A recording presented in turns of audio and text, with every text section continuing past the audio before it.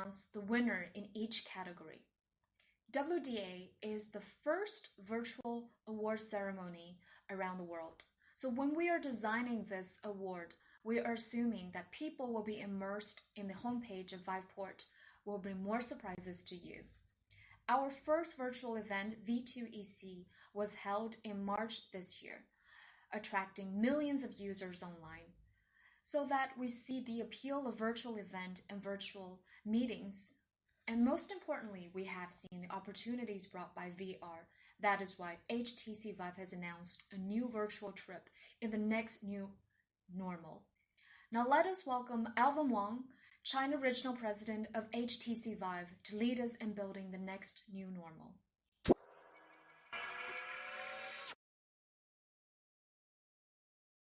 Time we have seen another year of WDA. This year seems like I've seen all the content from the competition. I'm very pleasantly surprised at how outstanding the quality is. Mobile devices, standalone and PC headsets, I have seen quality beyond my imagination for all of these devices. I think in the future mobile devices will become the mainstream. It's going to become the most important hardware in VR. The software that you are developing for the WDA will become some of the most popular, most well accepted content. So I want to talk about today actually mostly about the next step. Because in the last few months, I'm sure you can feel that the whole market, the whole world has been undergoing some tremendous changes.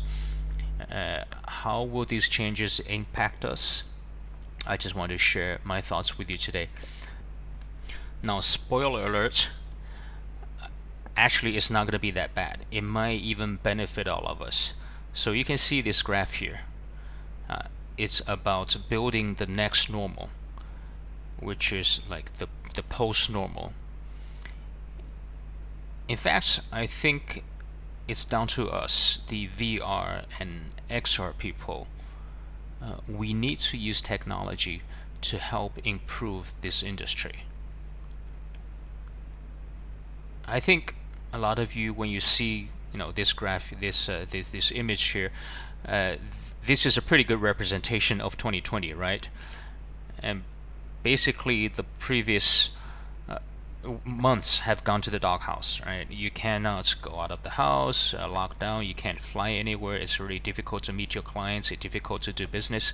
But now we are moving onto a new clients have gone to the doghouse, right? You cannot go out of the house, lockdown, you can't fly anywhere, it's really difficult to meet your clients, it's difficult to do business. Absolutely. But now we are moving I'm going to go ahead and mute onto them. a new track. We're going into a new normal. But no one knows what the future is going to be like. There we go. But I have a feeling that the future is going to be better than some of you imagine, especially for the VR industry. Because the VR industry can bring us a certain benefit, that is to reduce the distance between people. These days, with the epidemic and the impossibility to travel, these things, all of these things are adding distance between us, between people. Yes. But XR actually provides a great solution to deal with the problem that we're talking about now. So we can see a new normal now. Basically, everybody is having meetings in front of the computer screen, right? And this mode of communications, we all know it's not terribly effective, and it's quite tiring. We spend all day looking at people's faces on the screen, and you might just switch your video off and just start browsing on your phone. You're not even too sure what's being said in the meeting, and the other side may not be so clear either. But we think XR is going to bring a new model of work in the new normal, and that is in the three-dimensional environments.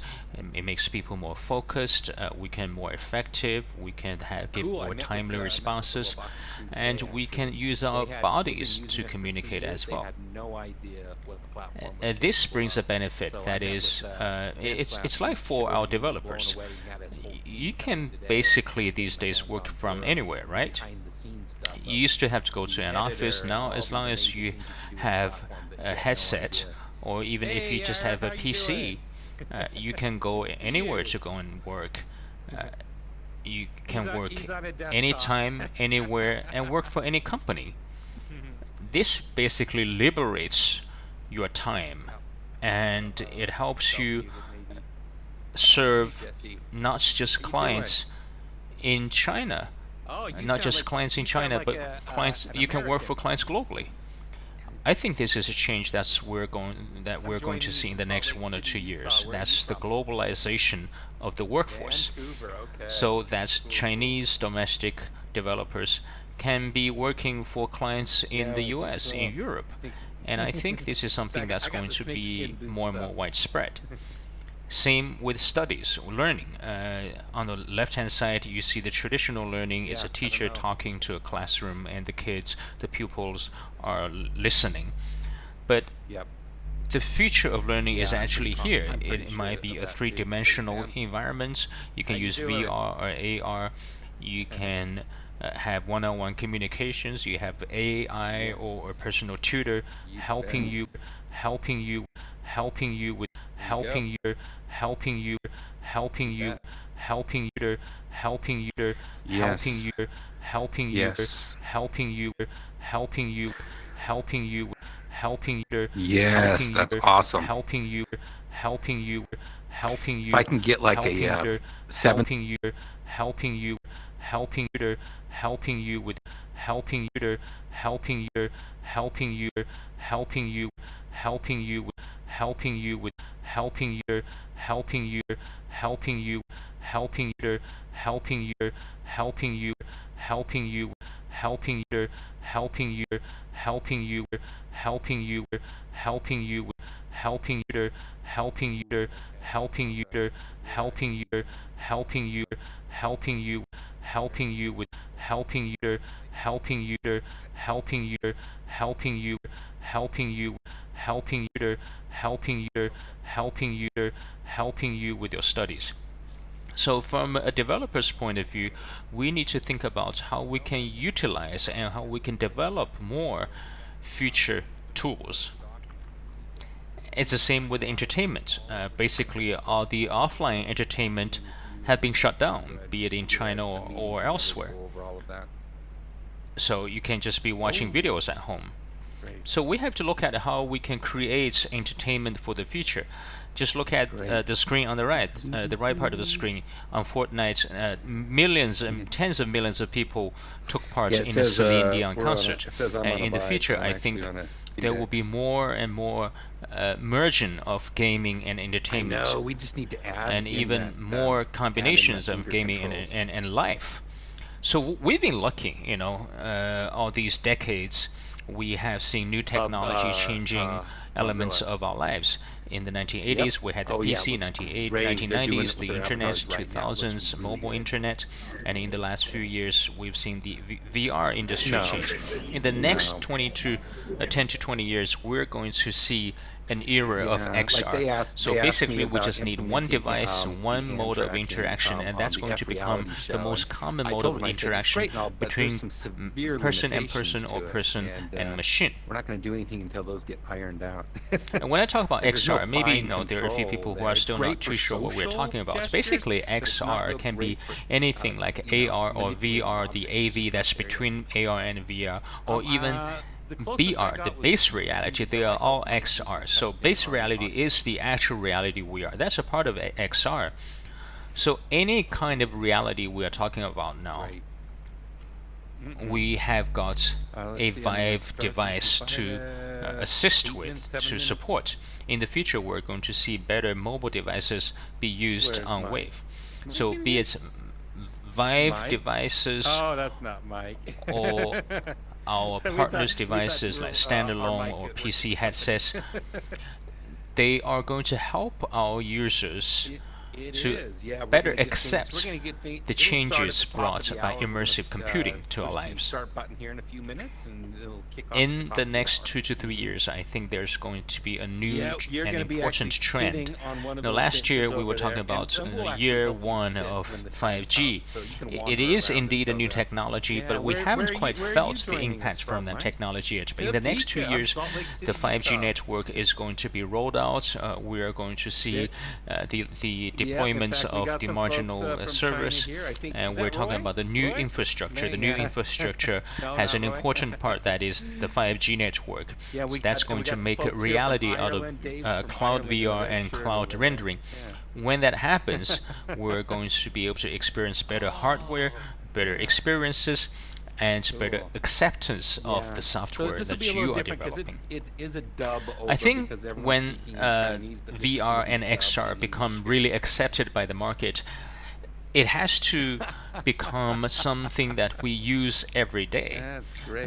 In the past, people all talked about which game is going to be the killer app that's going to make it popular. I don't think it's the question of a game becoming a killer app. I think the question is how we can turn VR into something that we use every day. It's something we use to enter a mode of work and life. So you saw this new package of software we launched. It's called Vive Xr Suite. This software package is something that our clients can use every day. It can help them create value every day because it can help you work remotely, take part in meetings remotely. You can take part in activities, in social activities remotely. It can help you remotely learn about art and culture, right? I think the real killer app is something that let us use it every day.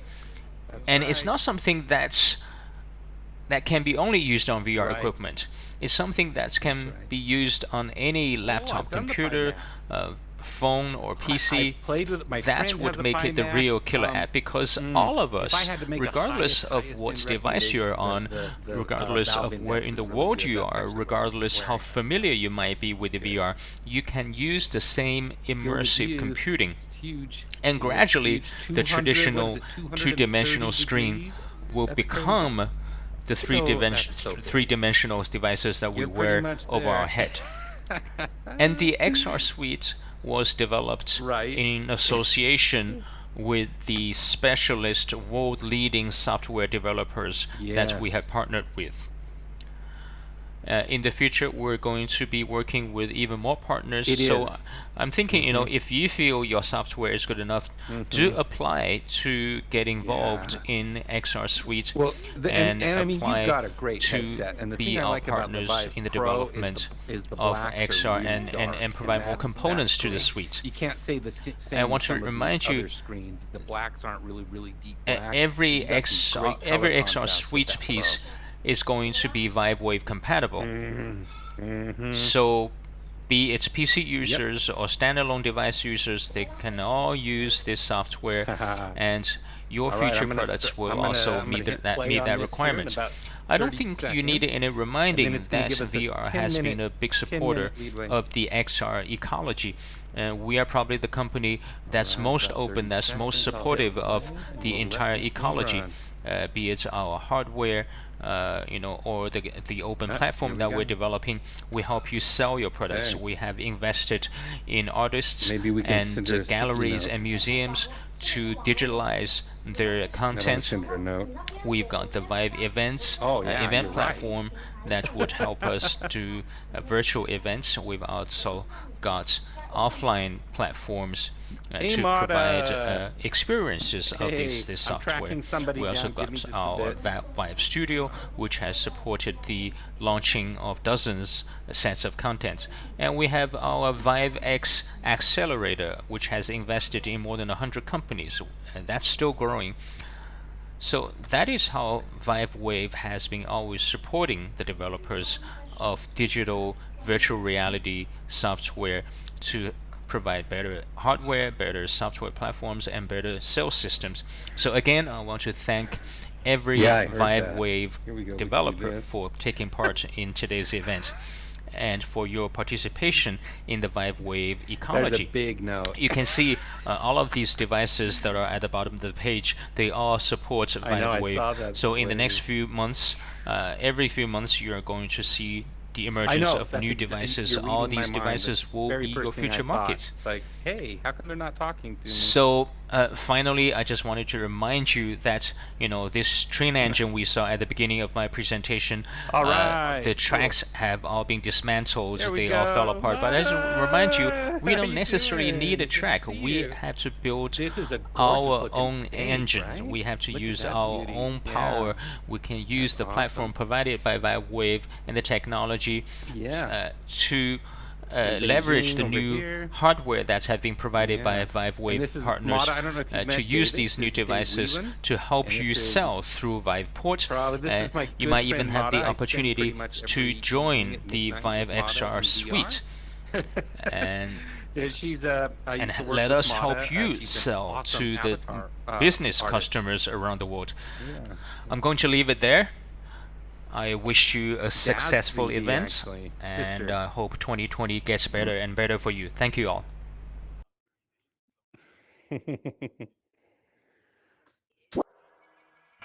WDA is a global mobile VR developers competition. Aside from developers, we also have users who pay close attention to VR content. All the contestants. I highlighted some wrinkles off, David, before I put this face in. Didn't I, Mata? Do you notice, Mata? And Shadow Creator VR, as well as other VR devices on Vive Wave platform.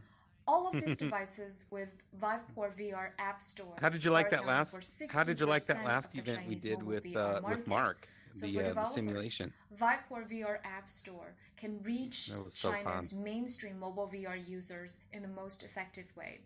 Now let us welcome Steve Wong, Vice President of Wave Ecosystem, to share the vision of Wave Ecosystem. I am Steve Wong, You're still not getting Vice President of Wave Ecosystem. You're still good? First of all, I would like to thank you for attending the first WDA Vive Developer Awards. They do. This is a very special occasion. We're here at this virtual setting. Put me on the list I'm really happy. In the next several minutes, I can tell you about the vision of Wave Ecosystem and report to you some of our progress and plans. Mata and I. At the very beginning, I will start with the 3 W's: what, why, how, to tell you about the vision of Wave Ecosystem. What is the Wave Ecosystem? I don't care. I hate those. Oh, sorry. At the very initial stage of this industry, standards are yet to be designed. The corresponding supply chain and suppliers, manufacturers, and developers, we want them to follow one standard to be committed to the improvement of experience performance to roll out the VR devices. That is why we want to build a Wave ecosystem. Then why is HTC Vive the leader of this ecosystem? Because HTC is one of the first to implement PC VR devices. That's what he's and also in the past 20 years with our experience in smartphone industry, we understand an open ecosystem is very important to an industry in terms of hardware design, content platform, and developer relationship. HTC has had extensive experience. We can call ourselves the leader of the VR industry. And that is why HTC is very willing to undertake the responsibility to build an open ecosystem for everyone to share. And then how do we actually build this ecosystem? I like the lower seats here. We have Wave SDK and runtime standards, as well as VIVEPORT content platform. These are the foundations. And we also put in a lot of effort in content and developer relationship, just like this event here today. In addition, in terms of diversity of products, diversity of channels, and the comprehensiveness of our courses. We're putting more effort in this ecosystem. I would talk in more detail in this regard.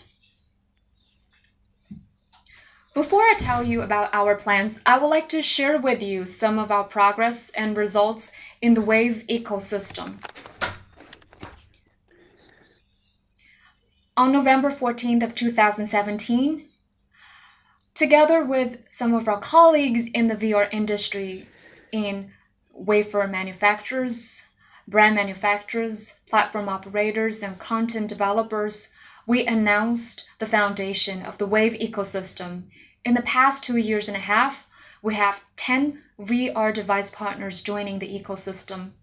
And in the market, we have launched more than 12 VR devices, which is based on Wave standard and VIVEPORT content. And these products are based on 3 different wafer platforms, covering 3+3, 6+3, and 6+6 different experiences. This is really hard-earned result and progress, because the most difficult phase is starting from 0 to 1. Once you are above 0, accumulation and multiplication will make the industry develop more smoothly. In light of this opportunity, I would like to say to all of our partners, you have done great work. I would like to thank you for your support to make the Wave ecosystem more complete. It is not only a slogan. We are committing real results and action. And on VIVEPORT, I would like to share with you some really good results. We have more than 400 VR content that support Wave standards. Most of them are in gaming category, and some of them are high-quality VR animation, videos, and education, and also business solutions. I think we have very diverse supply, and these content support 3+3, 6+6, or 6+3 devices. 400 is not little, but it is still far away from our goal. To emphasize our commitment support to Wave ecosystem, that is why we have put in a large amount of prize pool, human resources, so that we have spent more than 6 months to organize the first WDA event. I hope that in the next WDA, when I see you again, I can report to you an explosive growth in the content. I think an industry's development should be based on a for-profit business model so that we can attract more capital, human, and users. However, the rollout of VR devices doesn't really support the most common ads or subscription models in smartphones. On the other hand, even though pay download is the very common business model at the initial stage, however, the price of VR content hasn't reached a balance of game time yet. So a lot of users are not really attracted to this content. So this is not really good for the business. That is why last year on April 2nd, VIVEPORT launched the Infinity service in Wave ecosystem.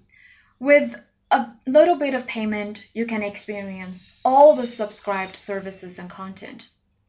This is indeed premium services for our members, but also increasing the exposure of VR content.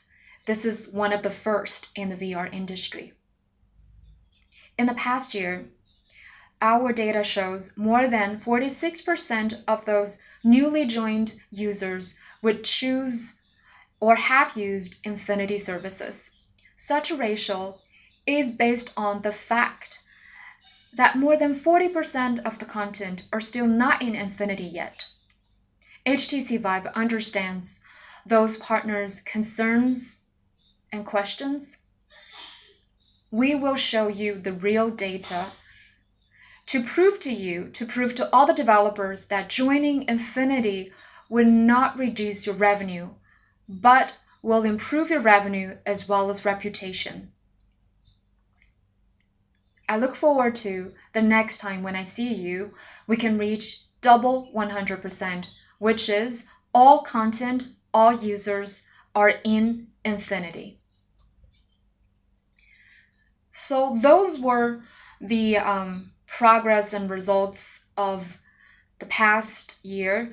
I would like to show you our follow-up plan of Wave ecosystem because it shows HTC Vive's commitment and support to Wave ecosystem. I think this is very important, and that is why I would like to show you in a more systematic way. In short, the follow-up development Wave ecosystem will expand from 3 dimensions, covering all considerations, for example, diverse products, diverse channels, and comprehensive courses. In the past, VR devices supporting Wave ecosystem are standalone devices, AIO devices. However, through extensive effort, Wave ecosystem has signed strategic agreement with Qualcomm. We're working together on VR viewer product line. In line with 5G cell phones potential, we think there are a lot of opportunities in VR viewers. In addition to that, AIO market will be based on 6+6 experience. HTC Vive has experienced a lot of accumulated experience in PCVR in terms of design and diverse content. We can provide the best resources for Wave ecosystem. However, with diverse products doesn't mean we can improve the rollout of VR. On this front, channel plays a very important role. Once we have collaborated with Qualcomm, we would like to see how we can work with more channel distributors. This is very important. To actually differentiate different channels, this will be the direction of Wave ecosystem, including telecommunicators and also cell phone brands, as well as home appliances manufacturers. These are very important partners for Wave ecosystem. Due to confidentiality, I will not disclose much information here. I hope next time when I see you, I can provide you with more detailed plans and collaboration content. All partners, especially content developers, please have faith in us in terms of our plan and effort in Wave ecosystem. At the very beginning, our ecosystem is based on VIVEPORT platform to provide the highest quality subscription service, Infinity, which is the so-called consumer market. In the next phase, we will expand our services, including more businesses. Based on our long-term experience and partnership with developers, I think there's a lot of content that is suitable for businesses and solutions for businesses which support Vive SDK. While working with these partners, once we have those business solutions, it will help hardware partners into business segment so that we won't miss this good opportunity because of content or solutions. Just a while ago, we launched XR Suite, which is a good example. These diverse and highly effective software can support Wave SDK. And we're also talking with more content developers to support Wave. Of course, if you are interested, we sincerely welcome everyone to join us in the ecosystem. In this slide, every time when I talk about Wave ecosystem, it always appears at the end. There might be some changes. Talk about Wave ecosystem, it always appears at the end. There might be some changes, but the message is very consistent, which is the ultimate goal of Wave ecosystem is to make every partner successful. And all the partners here, all the developers here are most important segment of the ecosystem. In this version, there are 2 points I would like to emphasize. One is Wave ecosystem includes not only consumers, but also businesses. This will be included. Number 2, 3 maximization and 1 minimum. We want to maximize hardware and users, maximize content quantity and quality, to maximize hardware, devices, and revenue. However, to minimize the cost of access. Last but not least, I would like to welcome you to join us in the Wave ecosystem. Let us witness again a rise of a very important platform. Thank you. Thank you for your support to WDA. Thank you.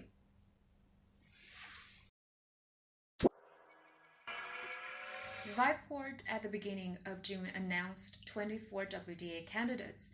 These works were selected by experts among many contestants. In order to let more people understand and appreciate these works, during the WDA ceremony, we'll also hold a WDA exhibition so people can enjoy and appreciate these works from an art perspective. Please invite your friends and family to join you in Engage platform in the VR exhibition. We believe that every creation is a piece of art. We appreciate all the developers' input, so VIVEPORT can be a garden with flowers blooming. We continue to be a very important mainstream mobile VR content platform. This exhibition will be available until the 3rd of June. Please don't miss out on this VR trip of art. Now let us welcome Leo Xie, head of VIVEPORT China, to share with us your journey begins at VIVEPORT.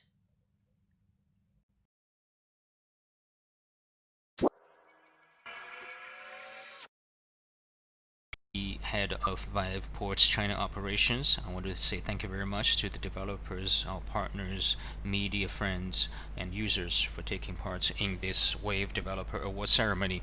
Whether you are joining from a VR terminal on Engage or watching us on a video platform, I want to say thank you very much from the bottom of my heart. VIVEPORT is a application store for virtual reality. You can find a whole host of VR games, videos, and social applications. You can enjoy your immersive experience. And our vision is to become a application platform for various terminals and help you explore and experience VR. We have more than 2,000 items in terms of content on our platform. That includes PC VR and mobile VR. It's mostly VR, but also it's not just the numbers, but also the quality. We are often pleasantly surprised by the high quality of the VR content developed by our developers. It helps us free our imaginations. We have more than 400 items for mobile terminals. 240 of them are included in the subscription membership service. Members can download as many items as they want. In terms of VR video, we have more than 200 of them, and we have 35 aggregator apps for video. So it can provide 360 VR video or large screen projection. We recognize the importance of VR video to our users. Most standalone VR device users would spend a third of their time watching videos.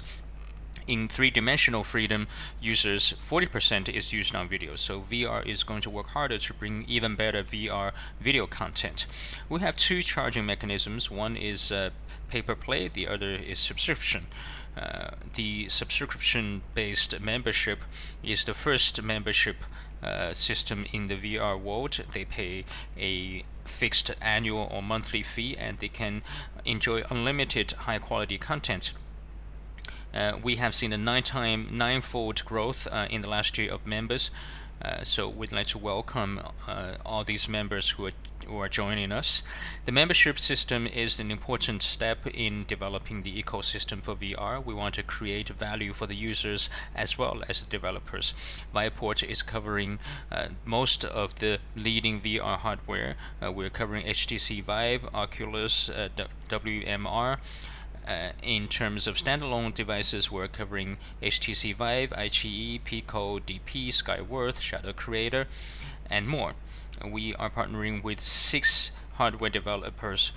We are covering 8 models that they have on the market that cover 60% of the Chinese standalone device market. In terms of the VIVEPORT platform, we are providing all the more support for our developers so that they can create even more high quality content. We have 3 SDKs. One of them is VIVEPORT SDK. They cover DIM, IAP, DLC, etc. The second one is Wave SDK. They help adapt terminal content to various kinds of terminals devices. And the third one is Sense SDK. They provide hand following, eyeball tracking, and 3D sound effect. So all of these SDKs help developers develop on for PC and for mobile VR. In terms of content operations, we will provide various marketing channels for our developers. First of all, we have localization advice. We will help localize overseas content for the Chinese market. We will also help developers translate the content into other languages. Secondly, we help promote high quality content to the overseas market. Thirdly, the operational aspect, we help developers to find opportunities online as well as offline to promote their content. VIVEPORT is a application platform for the consumers, but apart from consumers, we are also promoting content on behalf of the developers to our corporate clients. For example, on the 16th of June, we launched HTC Vive Xr Suite. It is a virtual cloud application suite. It includes Vive Sync, Vive Sessions, Vive Campus, Vive Social, Vive Museum, which would help corporations meet the demand in terms of office work, education, social, and marketing. It provides a free and a paid model. The free model can be used by anybody, and the pro version can be purchased through VIVEPORT. Apart from Xr Suite, VIVEPORT is also going to provide more solutions for the corporate market, so we would like to welcome more developers and partners to work with us to develop business clients in China. And this is the first WDA, the Wave Developer Award. This is a global event that's open to entrants from around the world. We have 2 categories, the 3 DOF and the 6 DOF. We have had 24 entrants shortlisted, and we're going to have 8 award winners. The total rewards will be over 1 million renminbi, as well as hardware and promotion. And the winning content will be entered into VIVEPORT and be covered for leading VR hardware and equipment. We have always been the biggest VR content provider. Through this WDA, we're going to introduce even more high quality mobile content for our members. And we launched the events in October 2016. And by the 10th of April, we have had 150 software items entered into the competition. We have had professional panelists to judge the winners. I want to thank our partners, including our panelists, our jurors. We want to thank the hardware partners of Wave. We want to thank the mobile operators, the universities, and business partners, as well as media. Without you, Vive WDA wouldn't be so interesting. I want to thank the 19 jurors, the panelists who are judging our excellent entrants. In the 3 DOF category, we've got 4 awards that are Best Game Visuals, Best Gameplay, and Best Application. Each of the award is going to have 3 nominations. In the 6 DOF category, we've got awards that are Best Game and Best Application. We have also said we're also giving a Best Video awards because we want to encourage better video content. We also have set up a Rising Star Award to encourage students who are developing good content. To find out who is the actual winner of each award, let's stay tuned for the award ceremony sessions. This year, we're going to continue to hold the second WDA. We're tentatively aiming for October. You can look out for the release of more information. We're going to continue to support the development of good content so that our users can continue to experience high-quality VR content. Let's ride the wave and work together to build the ecology of Wave so that more and more people, more and more users can enjoy the imagination released through VivePort and make the world a better place. Thank you.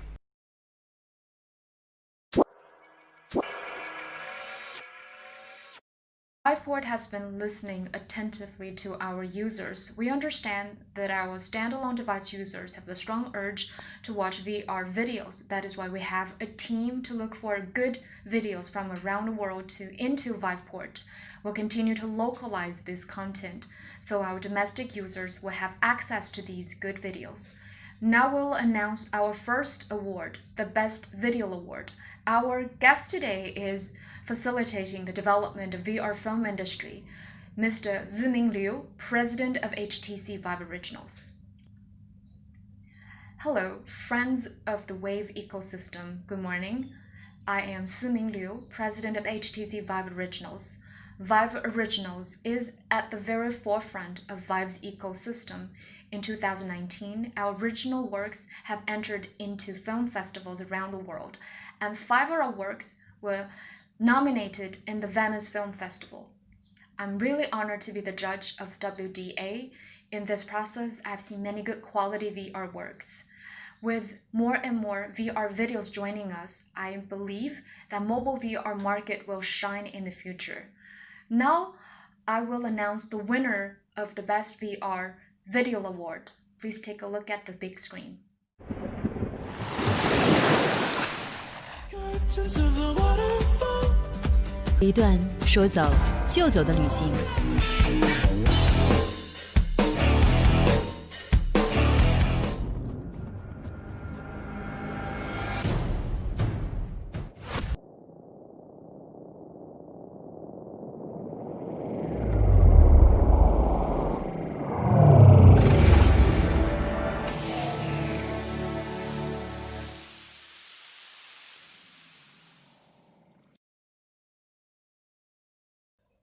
The 3 candidates are here on site. On the left, we have Tripping with Nick. In the middle, Treasure Cove VR Roller Coaster. On the right, Star Dioscuri. Let us welcome Mr. Liu to press the button to announce the winner. Who will win this award? I will press the button. The Best Video Award goes to Star Dioscuri. Let us welcome Mr. Chen Ma, Operation Director of Youyang Tech. Dear colleagues, good morning. I am Ma Chen from Youyang Tech. It's a very good experience to join this award ceremony in a virtual setting. It also shows that how VR is slowly changing our life. First of all, I would like to thank HTC for providing such a high-quality platform for our practitioners as well as VR enthusiasts. I'm really honored to be here on behalf of my colleagues to receive this award. I would like to thank experts, judges, as well as users and audience members for your recognition. Dioscuri has received your recognition, which makes us really happy. For better effect in the process of creation, we have done a lot from design, script, set construction, all the way to post-production. We have put into a lot of effort to overcome unexpected difficulties, but the process itself is a magical experience. Dioscuri 2 will come to the market soon. Please pay attention to our latest update. We will continue to make better, high-quality works.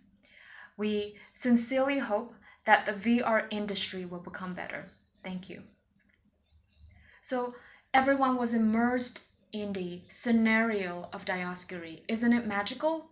So after this ceremony, please take a look at the full video. A round of applause for Mr. Liu and Mr. Ma. On joining WDA, this WDA not only attracts developers from mainland China, as well as developers from overseas markets. Among all these developers, some of them, it is their first time to upload content to VIVEPORT, or for the first time to upload PC content to VR devices, as well as very young developers. Some of these young developers are college students.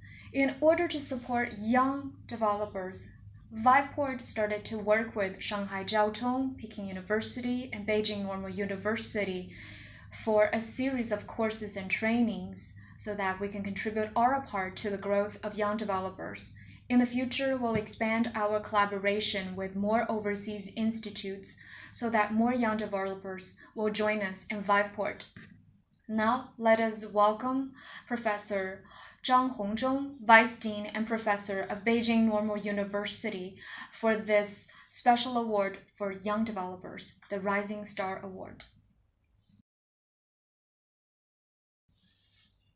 Dear friends of WDA, hello.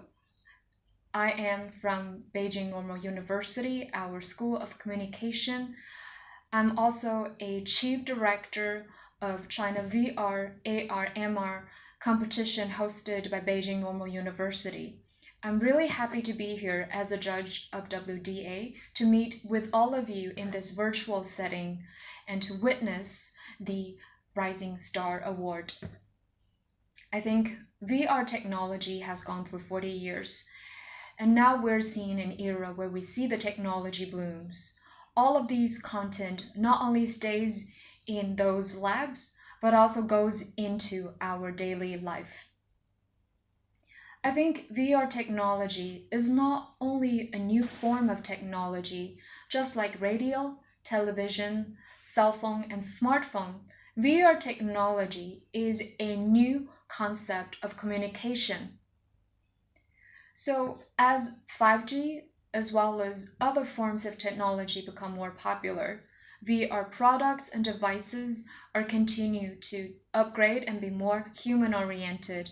I think the VR industry will be more robust.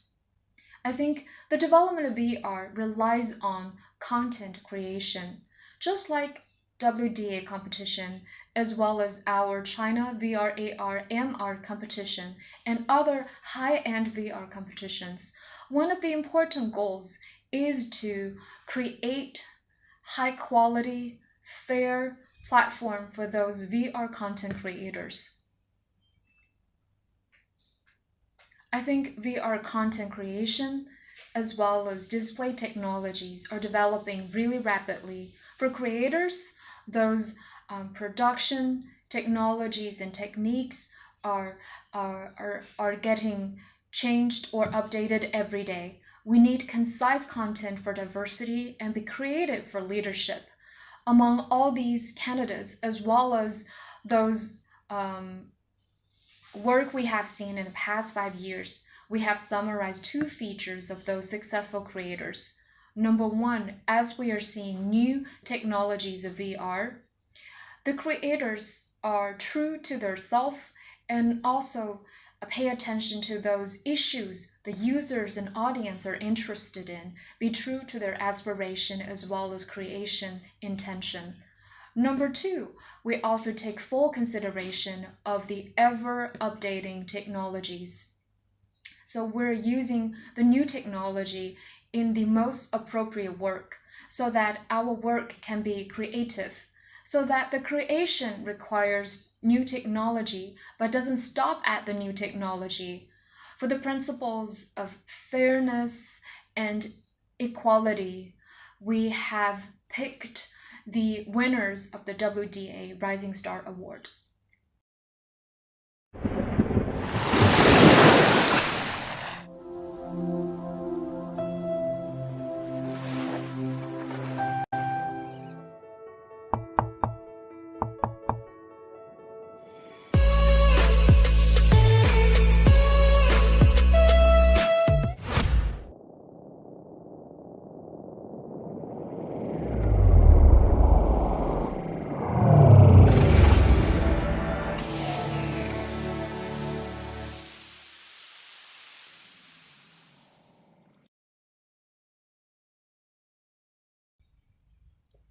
The three finalists are here.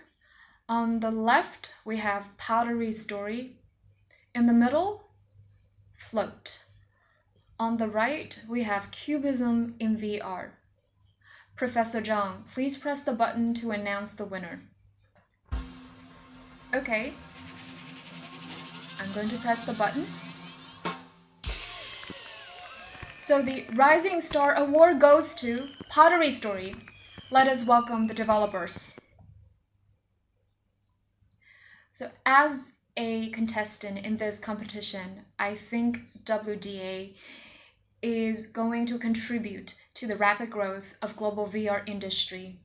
Students like us don't usually have opportunity to show our thoughts as well as capability in the VR industry.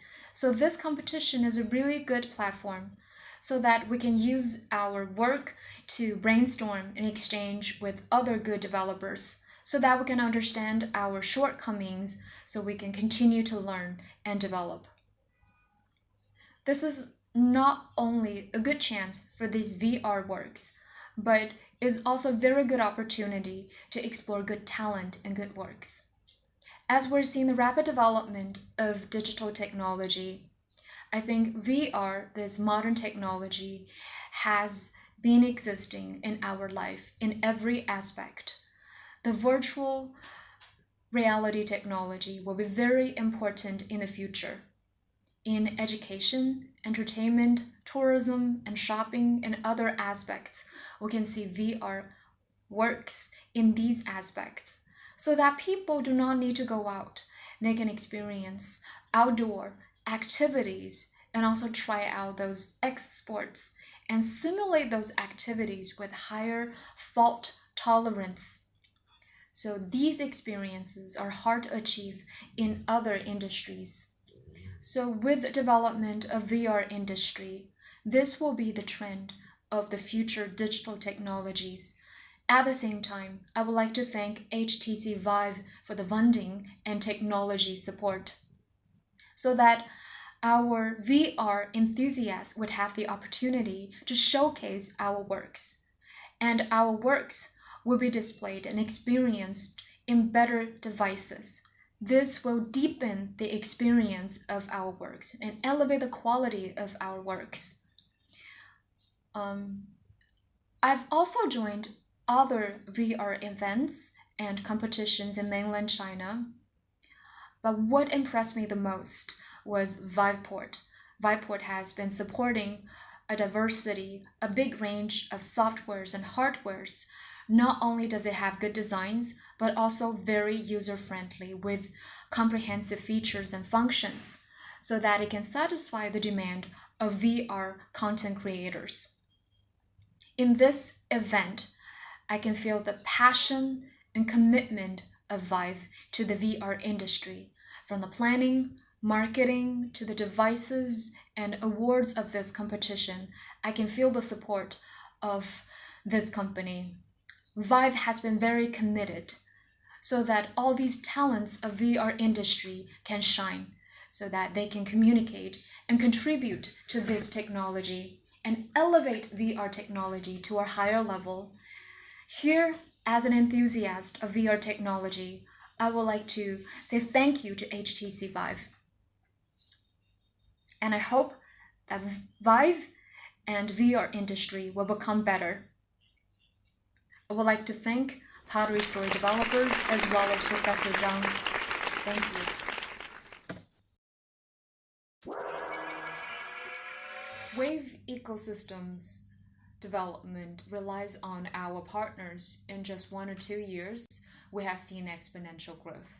As more and more partners joined us in the Wave ecosystem, the headsets that support Wave ecosystem exceeds 60% of the market share.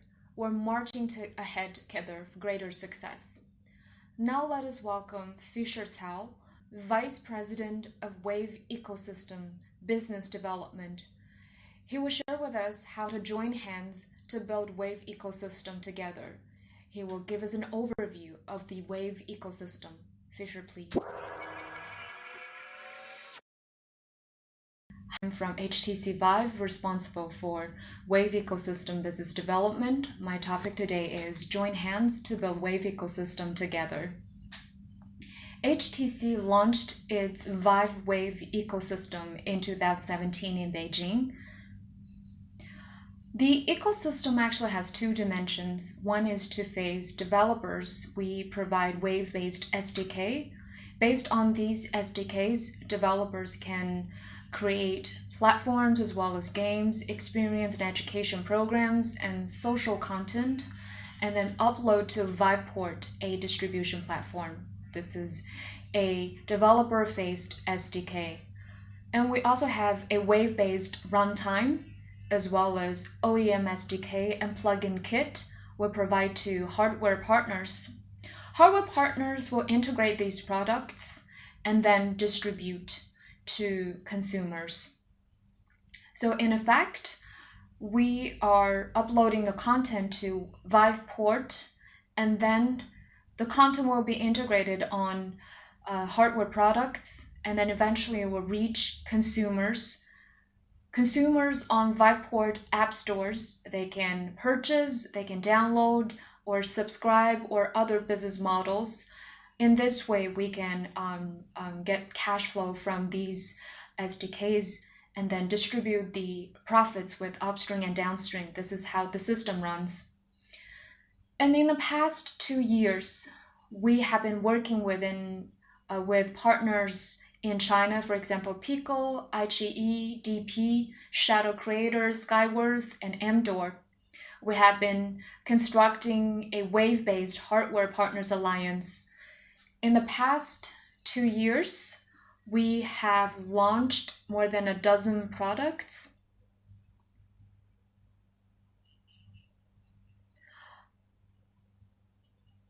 In these launches of our partners, you can see there is an independent VIVEPORT app store. So there is an entry point here, and then we also have some promotion slots, which will promote VIVEPORT content. And we also have very flexible business models to empower our partners based on their requests, be it hardware or software or technology support or app store.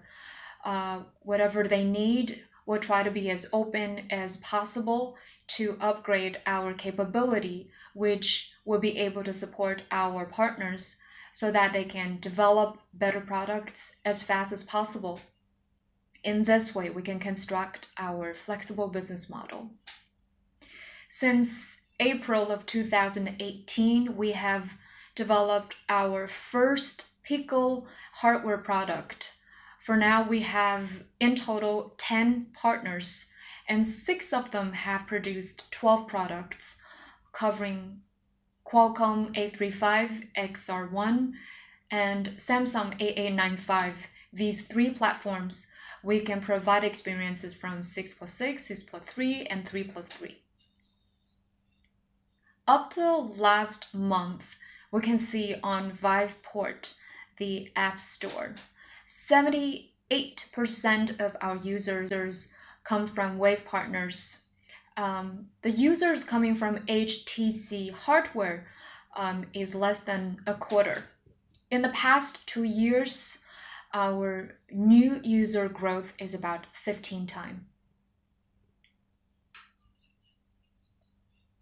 In the past 2 years, the evolution of our hardware partners has very clear growth route.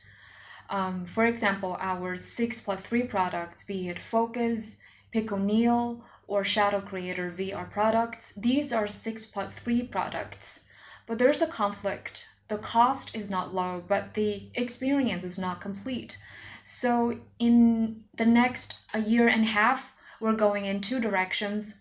One is to go for lower cost. For example, 3+3, like Pico, iQIYI, DP, Ideal Lens, they have 3+3 products. And the other direction is to have more complete experience, better performance, rising cost. So we have more 6+6 products. In the past 2 years, you see 2 directions, going up to 6+6 with higher cost, or going down to 3+3, cheaper, right? With different cost, you get different experiences, but we have a more complete segment. In the coming 2 years, we can see the general trend of the industry.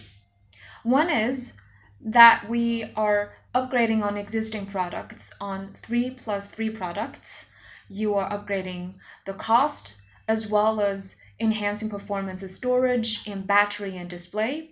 And then 6+6 is leading direction of gaming industry. The cost is not low. We're focusing on consumption in games. And then we can replace some of the devices in businesses and education markets, which were covered by PC and VR. This is a new opportunity in this market. And the other thing is the tethered devices point of view.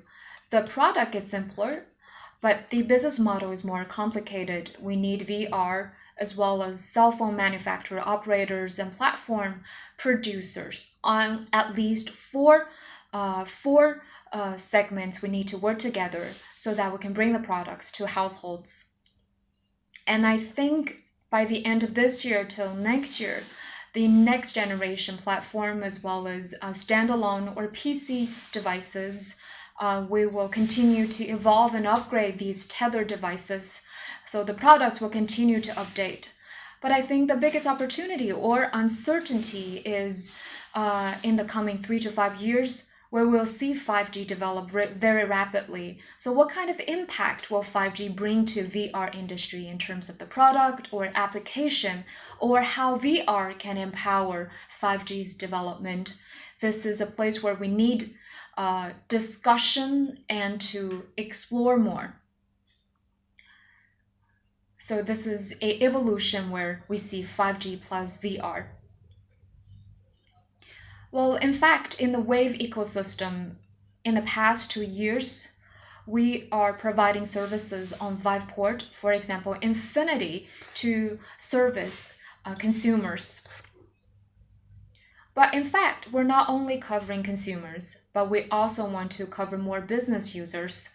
Like what Alvin just said in the morning, XR Suite packages will also provide through Wave ecosystem to reach different users, including governments or businesses. And Vive's central control platform can also enable education or training markets. And we'll be also working with our partner, hardware partners, Skyworth, iQIYI, and DP, so that we can service different businesses, business partners in terms of different products and softwares. And this is a market we want to develop together in the future. Lastly, I would like to mention in the VEC last year, we have invited XR VP Mr. Hugo from Qualcomm to announce a partnership between ViveWave and the smartphone platform of Qualcomm. How can we make a pre-integration and optimization so that we can reduce the access barrier of users? If you have been following closely what's been happening here in HTC, in our news releases, we have said that in Qualcomm's A55 and A65, we also have XR1, XR2, these standalone devices, and we're going to work with them. HTC will provide corresponding technology and services to our end users, and this is an ongoing project. We'll also invite Mr. Hugo to talk about how Qualcomm will work in the future, how to contribute to XR industry, and how to work with HTC and ViveWave. So that's it for me today. Thank you. Let us welcome Mr. Hugo.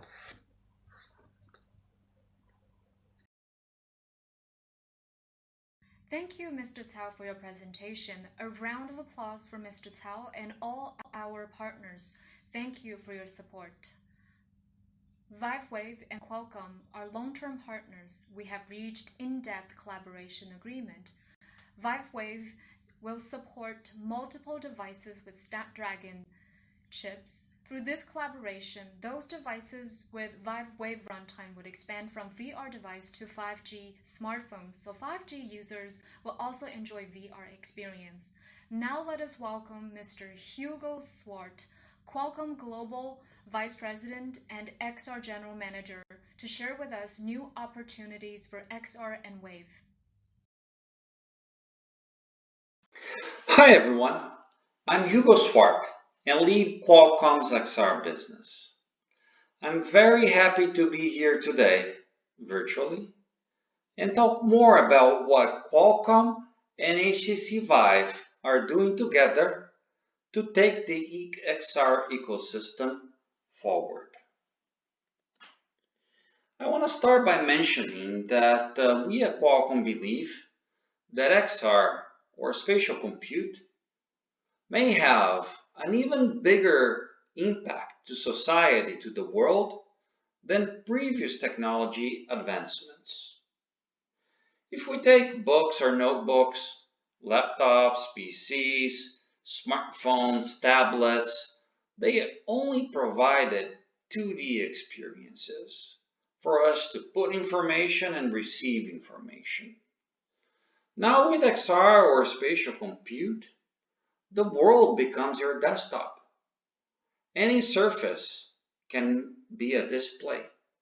Anywhere can have digital information associated to it, enabling never before experiences.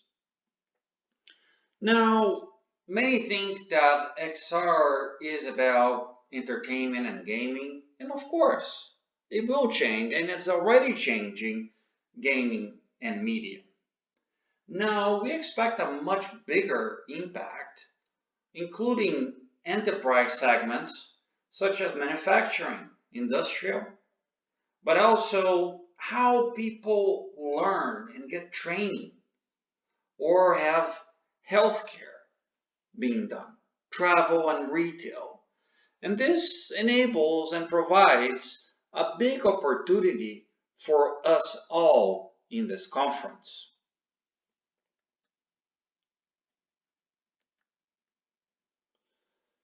And we at Qualcomm made a big bet over a decade ago when we started developing key algorithms as tracking as an example.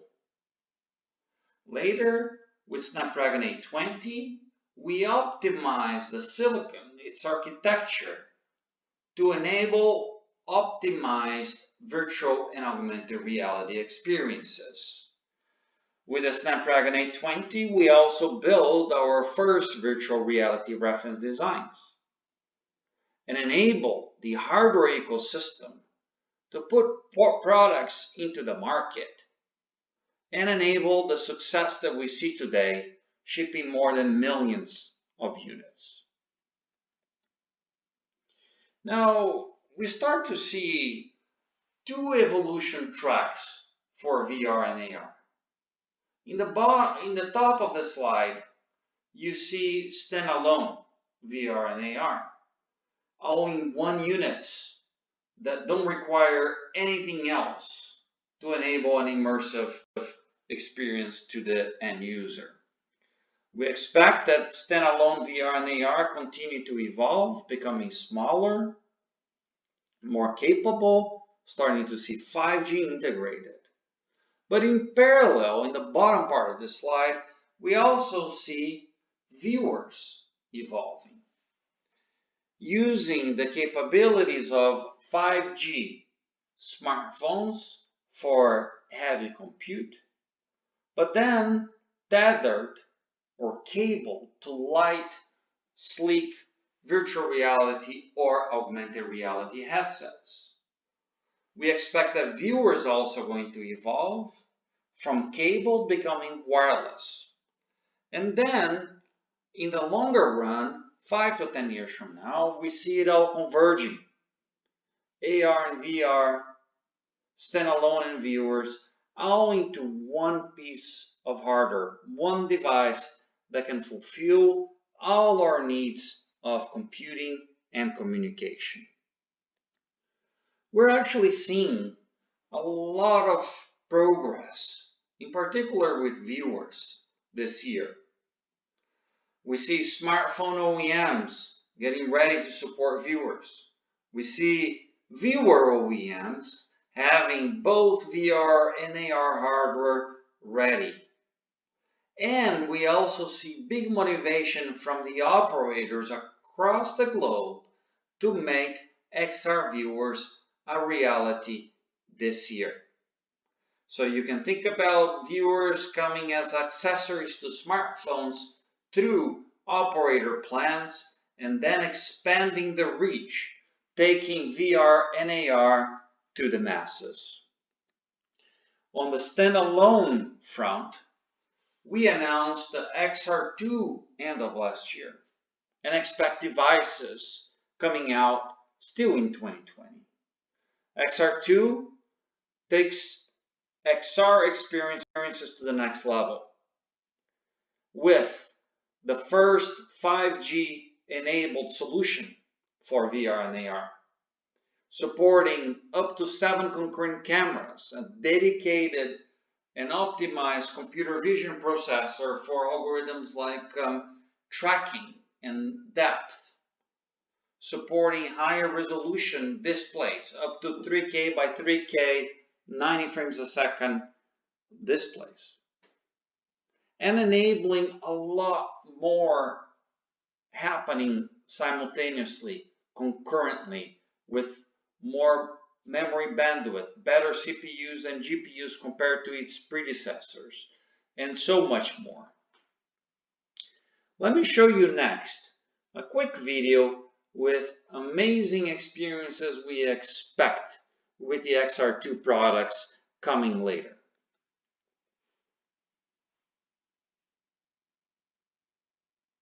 And now, I want to mention an announcement that we are making together, HTC Vive and Qualcomm. We want to make a collaboration such that we lower the barrier for more hardware OEMs and more developers to reach consumers.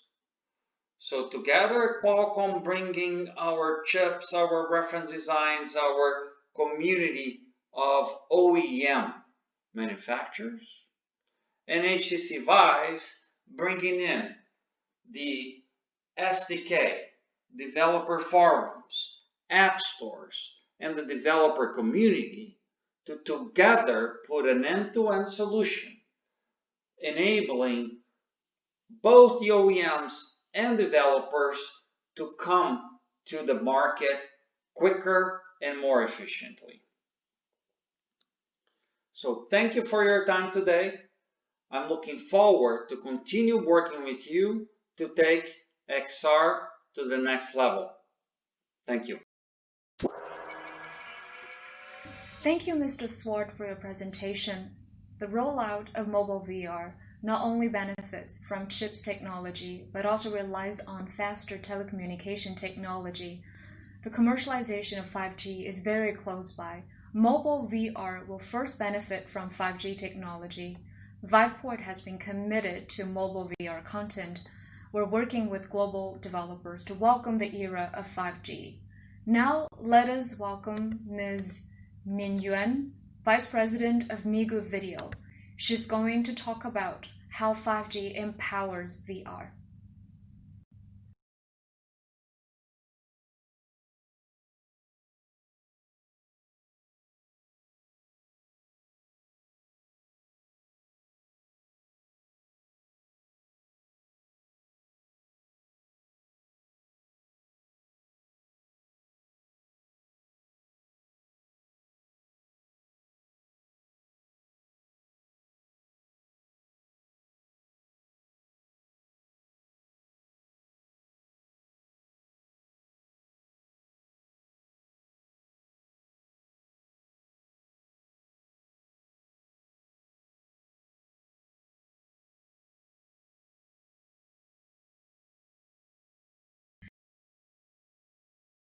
course, I would like to share with you how 5G can empower the virtual and real world.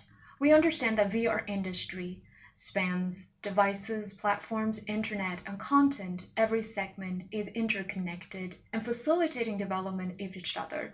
A smooth VR experience relies on the improvement of each link. 2019 is the first year of 5G commercialization, and 2020 is the acceleration of 5G. Before 5G, VR cannot realize smooth cloud usage and can only be available for local downloads. The development of 5G will improve VR technology and VR application, improving experience of VR. We're now still at the initial stage of 5G. The whole VR industry's cloud platform's capability could only support panorama 4K or partial 8K or cloud gaming experiences. But in the foreseeable future, 5G will empower VR's development, especially the capability on the internet and platforms. We'll have more immersive experience on cloud VR. It will be very close to a real-world experience. VR will be a very important application of 5G, be it personal entertainment content or vertical application of our industries. 5G plus VR will accelerate the development of cloud platforms. There will be more possibilities. That is why VR has received a lot of attention from the market. From third-party data, we can tell that the coming 3 to 5 years will be a very important period of acceleration of VR. Migu is a subsidiary of China Mobile. It is an integrator and producer of digital content. We have covered content, videos, reading, gaming, and animation, these 5 segments. We're committed to building an innovative panoramic experience based on innovative technologies. We are providing shifts in culture, entertainment, and lifestyles. With advantages in 5G in China Mobile, Migu has applied 5G 4K plus VR in multiple scenarios, including football, basketball, volleyball, and live sports events, concerts, music festivals, and live performances, and museums, and travel and other areas, bringing new experiences. VR is China Mobile's special 5G application. It is based on our capability of providing 5G and gigabit bandwidth. In October 29, we have launched mobile cloud VR platform, reaching a broader user base, providing content plus products plus devices, cloud VR experiences. For example, faster 5G plus VR live streaming, 4K, 8K panorama, and 3D interaction, and immersive interactions in VR cloud gaming devices. In the past May 17th Telecommunication Day, we have upgraded our mobile cloud VR, including headsets, smartphone, TV, and multiple screens. In terms of headsets, we're providing different products, including APK, which is compatible with mainstream standalone headsets, integrating diverse content and applications. In terms of cell phone, we're providing mobile cloud VR apps, Migu videos, these 2 entries providing good products to users. We're also supporting PC headsets, cardboard, and naked eye, these 3 models. On TV, we can enter VR section for panoramic view by naked eye. By the end of May, we have more than 3.5 million VR users. Mobile cloud VR is based on our Migu ecosystem, focusing on VR game, film and television, live streaming, entertainment, and education. We're exploring these 5 segments. For now, we have more than 50,000 hours of content. The first half of this year, we were impacted by the pandemic.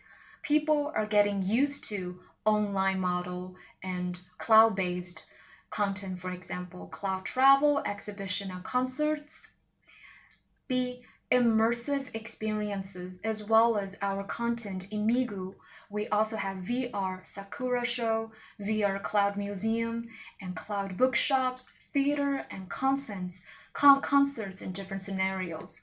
We also have held the 5th Global VR Conference. In May of this year, we're using China Mobile's 5G plus VR technology. On Mount Everest, we have done the first VR live streaming. So those people who cannot reach the top of Mount Everest were able to watch the sunrise and sunset. Thank you for sharing with us. I'm sure as 5G expands, our VR users will enjoy more benefits and more fun from VR. A round of applause for Ms. Yuan. Ms. Yuan, please announce the winner of 6th Best Application Award. Please take a look at the screen. Along with fun characters like Comical Bear, Adorable Seal, and Howling Goat.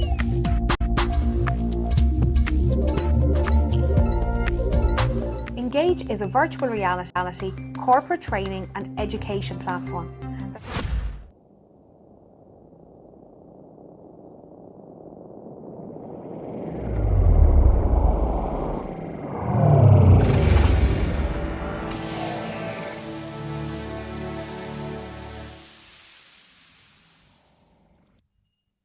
The 3 candidates are on site. On the left, we have Coring VR Coding Adventure.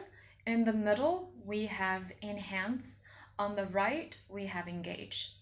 Ms. Yuan, please press the button to announce the winner. Okay. The 6th Best Application Award goes to Engage.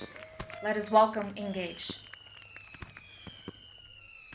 Hello, it's fantastic to win this award for Best 6 Degrees of Freedom Experience.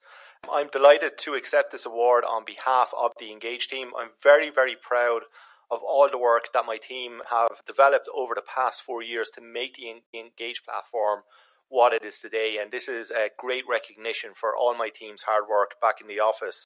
We see a hugely bright future for VR in the mobile space, with new designs coming out all the time, more powerful graphics processors, and also with the rollout of 5G services, the future is very bright indeed, where we will have more powerful devices, we can have better graphics, we can have larger audiences inside the Engage platform, and we can bring in more high quality assets. And certainly with the 5G rollout that's happening globally around the world today, we can start rendering graphics off the headset itself and streaming them in at very high speeds. And this is really going to open up the endless possibilities that VR has.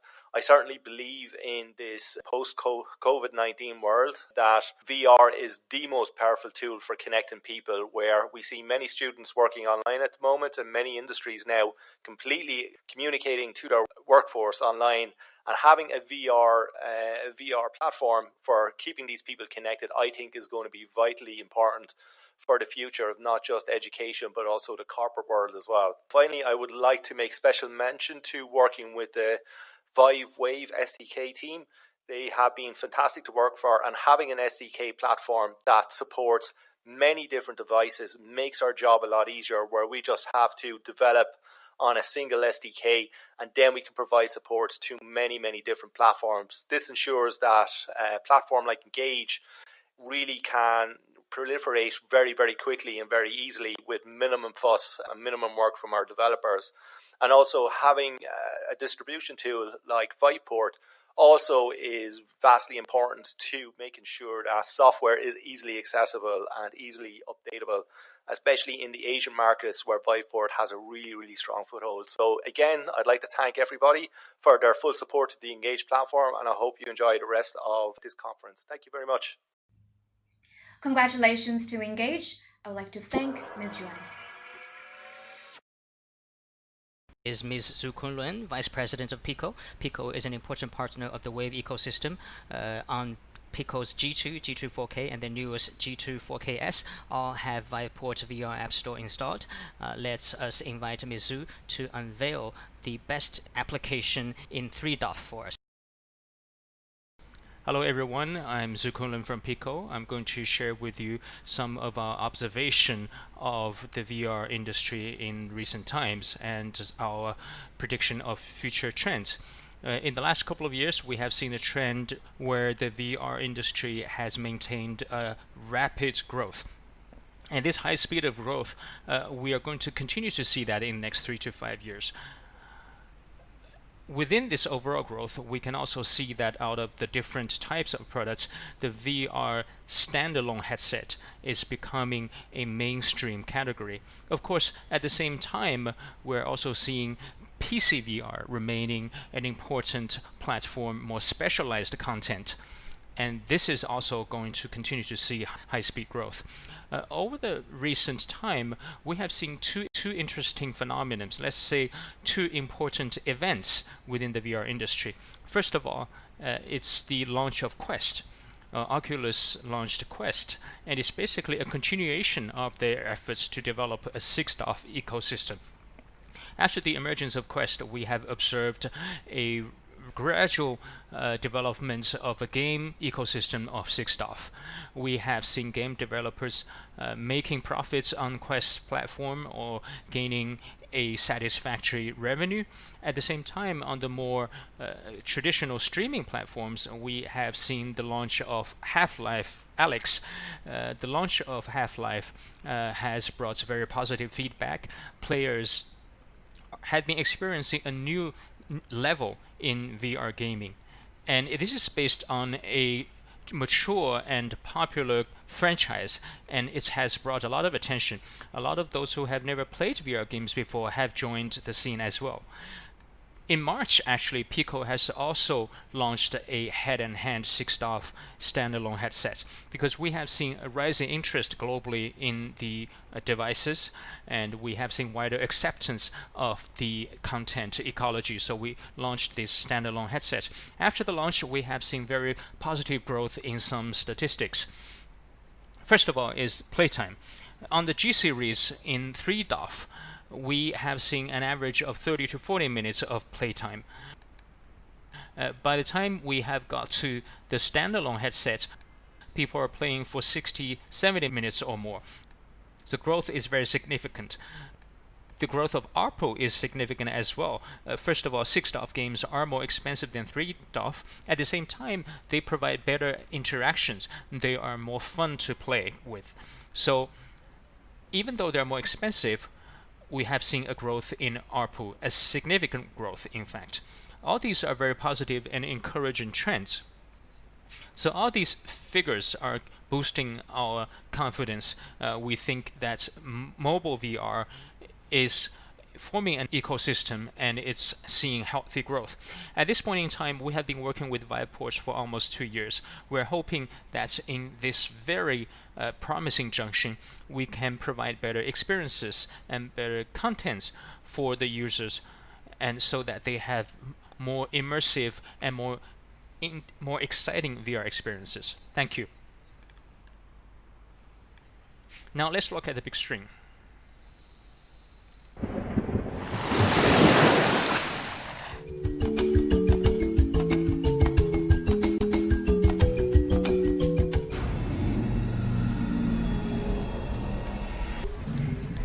Wow, my big boy. You're making dinner for us?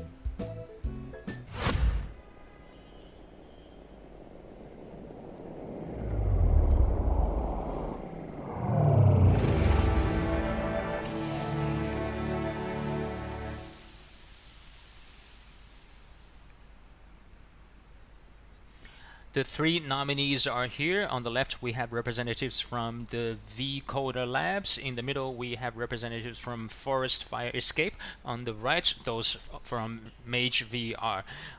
I'm going to ask Ms. Zhu to press the button and unveil the winner. Good. Who's going to win? Here we go. The winner of the best application for 3DoF is vCoder Labs. Let's hear from them.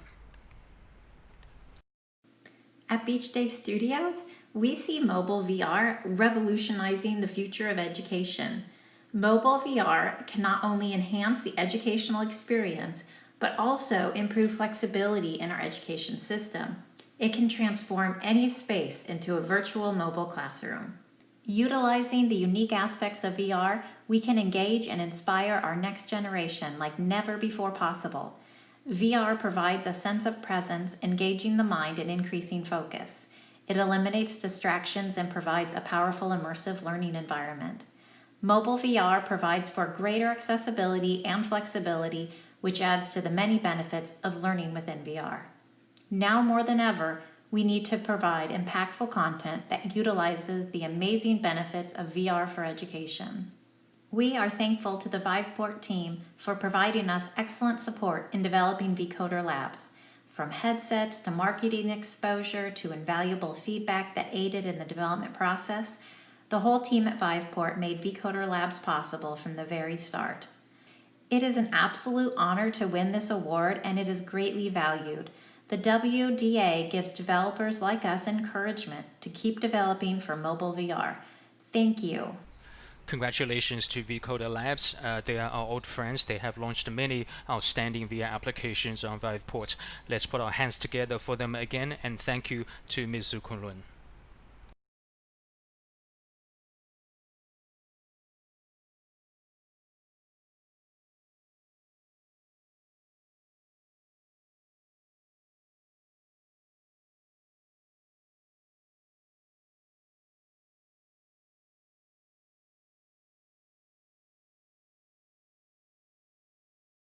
Most the whole team, it is an there was explosive growth in the VR market in China. There was a bit of a peak of sales in 2016, and then the consumers' enthusiasm waned in 2017 and 18. We saw a plateau in the industry. By 2019, with the issuance 5G licenses and the development of the IoT, the industry was making a comeback. In 2020, we saw positive growth as well. And talking about year 2020, there's no getting around the coronavirus outbreak, and the epidemic has cut off face-to-face communications, and this has boosted an interest in VR, and this actually boosted development of VR with consumers. So that was an overview of the historical market. We're going to look at some data and try and understand the trends in this industry. Before we go to the data, I want to talk about the data sets that we have. A lot of VR devices are sold through BNG interfaces. Consumer purchases are mostly made from e-commerce platforms. So our data only cover the leading e-commerce platforms in China. Today, we're hoping to discover some trends in the consumer purchases of VR through e-commerce platforms. Let's look at the data. On the left, we have units shipped. On the right, we have revenue. You can see units have dropped by 2020. We can see there's 920,000 pieces by the end of 2020. However, revenue has grown. By the end of 2020, we expect, by the end of the year, we expect a total revenue of 1 billion yuan. So why is that? There are a couple of reasons. First of all, there's consumption upgrading. At the same time, we see a structural change in the VR industry. I'm going to expand on that a little later. If you look at the quarterly data, the whole of 2020 is going to show positive growth. From sales data, you can see that's from Q4 2019. The number of units shipped was slowing. Also from the same quarter, revenue was seeing positive growth. By Q1 2020, the revenue is twice as big as last year's same quarter. So you can see revenue has continued to grow. So let's analyze the change of the categories of products. Before we do that, let me first define the categories of VR products. we're going to talk about 4 products, 4 categories. First of all, you have cell phone mounts. That's pretty straightforward. It's an accessory for your phone. It only works with your cell phone. A second category is standalone headsets, such as the Htc 2S or the Pico or the Goblin, Pico's Goblin, etc. They have a built-in screen and CPU. They don't have to work connected to a cell phone or a computer. They work alone. Then you have the PC devices. You have the HTC Vive Plus and the DPVR's E3. They have to work connected to a PC. The fourth category is quite popular. You can see a lot of them on the market. They are the short focal length products, such as Huawei's VR Glass. We call them the fourth category. Now let's look at the changes in the data. First of all, on the left, you can see the change in revenue share of different categories. On the right, you can see the change. On the left, you can see the sales units. On the right, you can see the shares of revenue. So you can see the cell phone mounts actually accounts for 70% of the sales unit numbers, but this 70% of units shipped only contribute 10% of the revenue. The main contributors to revenue are still the PC headsets and the standalone headsets, as well as the Huawei short focal length products. So you can see the biggest contribution comes from standalone headsets. They account for 24% of the units sold and 63% of the revenue. So in the future, you can see that there is going to be a continued decline of units sold in the cell phone mounts category, whereas we're going to see explosive growth in demand for standalone or short focal length products. After looking at the categories, let's look at the price bands. The two columns on the left show Q1 19 and Q1 20 units shipped.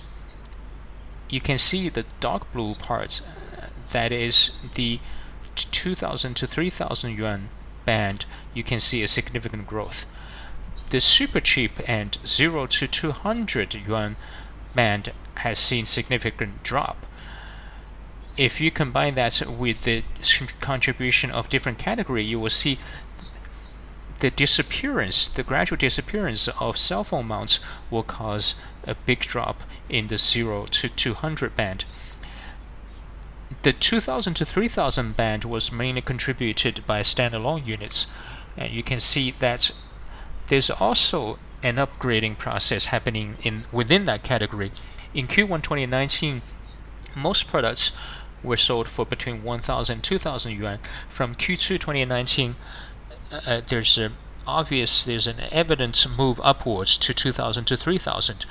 The PC devices, they represent the high-end VR devices. They are still mostly above 3,000 yuan. So in the future, for the 300 to 500 band and the 300 to 1,000 bands, be it for standalone or short focal length products, this is a opportunity that the manufacturers should look at. After looking at the price bands, look at the market shares of brands. This one shows the quarterly change in units shipped over quarters. On this axle, on the y-axis, you see the average price, and the bubbles show the market shares of different brands in 2020 Q1. So you can see, because of the different average pricing, you can see obvious layering of the brand. At the PC end, in PC devices is mostly occupied by HTC. Head mount mostly below 500. And in the middle, mostly you have standalone headsets or the short focal length products, such as Huawei, Pico, and iQIYI and Xiaomi or DPVR. If you look at the market share of different brands, you will see that the standalone headsets and short focal headsets or the cell phone based devices they are very well received by consumers. They are going to continue to have a very healthy development.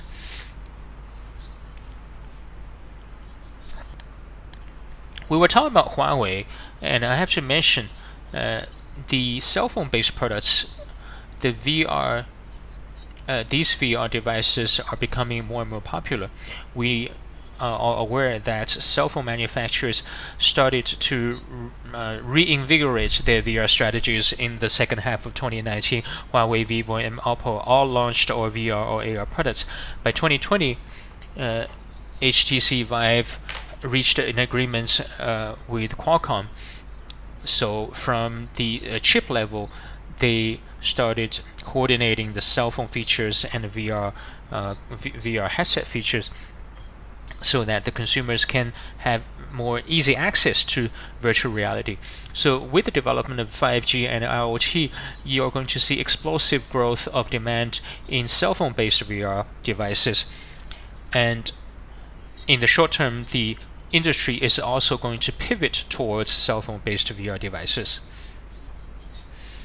And talking about 5G, we have to talk about the network operators. And these operators, in terms of 5G development or VR development, what kind of role are they playing? We can see that operators have been expanding the number of 5G base stations, and by March 2020 we see that 5G base stations have reached almost 200,000. By the end of this year, we're going to see an increase by 500,000. And with the commercialization of 5G services, we have seen a rapid growth in the number of users. And in terms of content development for 5G VR, the three operators have all formed partnerships with leading players in the industry. So they are going to play a pivotal role in the development of VR. So with the 5G base stations deployed, at the same time, there are more use cases for 5G and VR, especially with this epidemic. We have seen more live casts with 5G plus VR. We have seen applications in health, education, tourism, and gaming. So we're confident that with the development of 5G plus VR is going to stimulate the emergence of more user cases, and we're going to have more users for them in our life, and we are going to be able to learn through them, and they will make a great contribution to the whole society. So that concludes my presentation. If you have interest in more details, you can contact me at any time, and I wish you a fruitful day at this conference, and I wish the future of VR industry prosperity. Thank you very much. Economy has been affected to some extent, but I believe as we continue with our measures, the pandemic will be over soon. The industry will welcome rapid growth. From another perspective, this pandemic also promotes the application of VR. At least we know with VR into an engaged meeting, it's very safe, isn't it? Now let us welcome Charles Jiang, President of IMGA China, for the 3DOF Best Gameplay Award.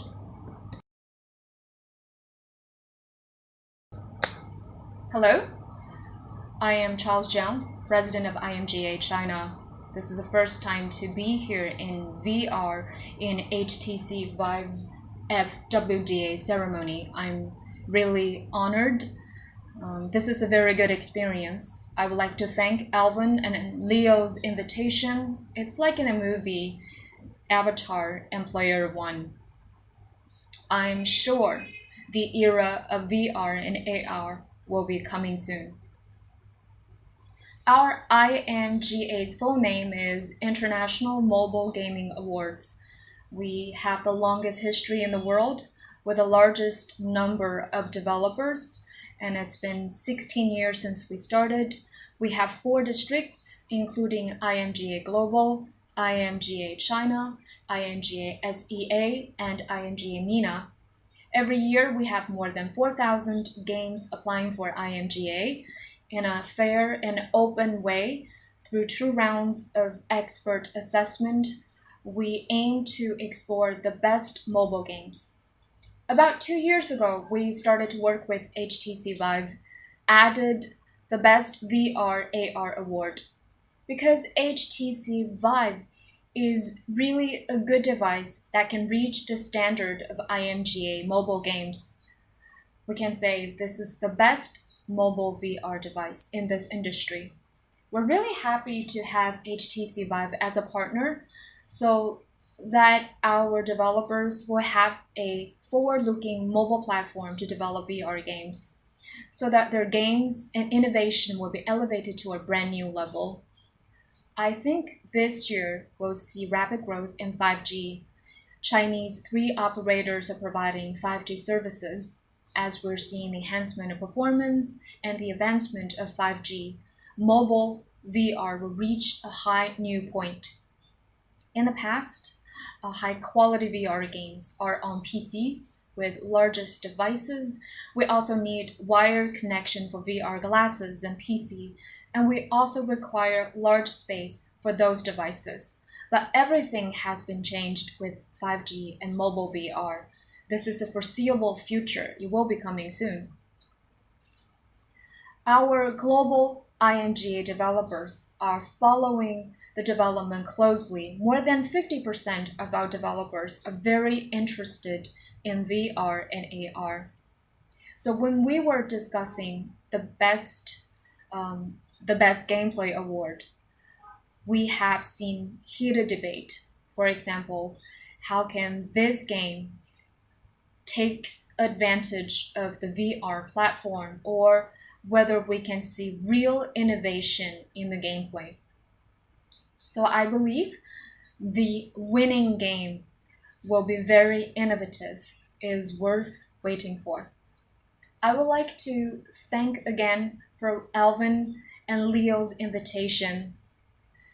IMGA will also hold a series of online events. I would like to see you again in these events. Thank you.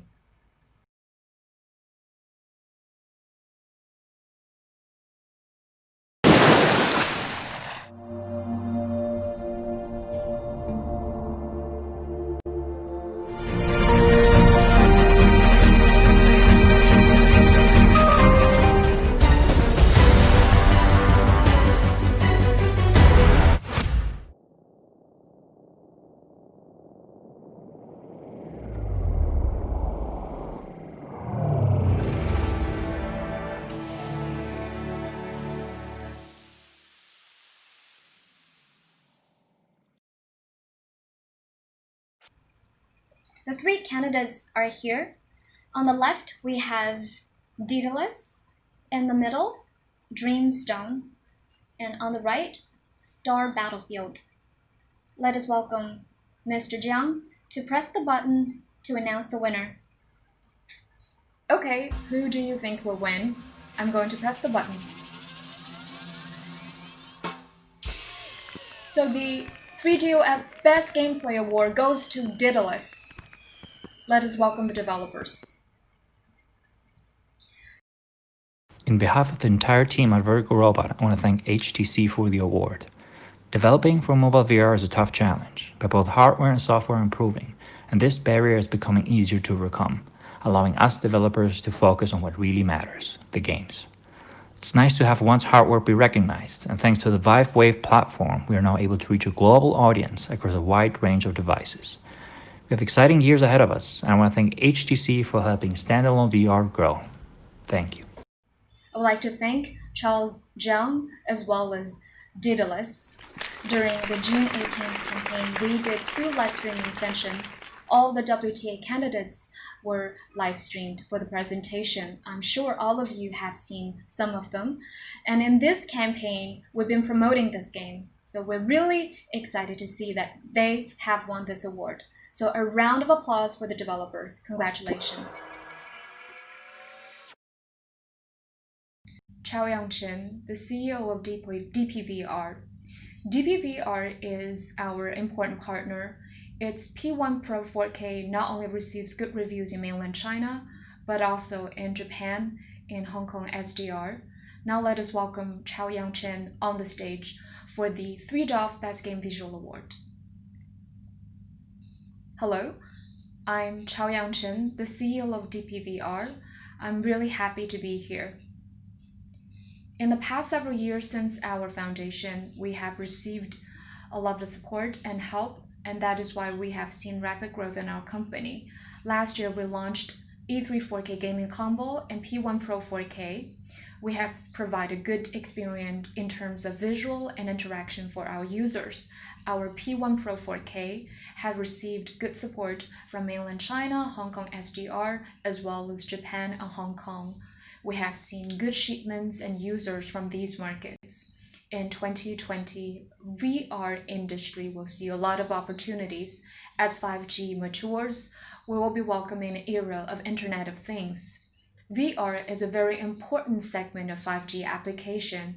We have seen expansion in its scenarios and application, scale development in its industry. VR and AR will welcome good opportunity in this year and good responses from the market and consumers. In 2020, we will launch more products. Please wait for our latest update.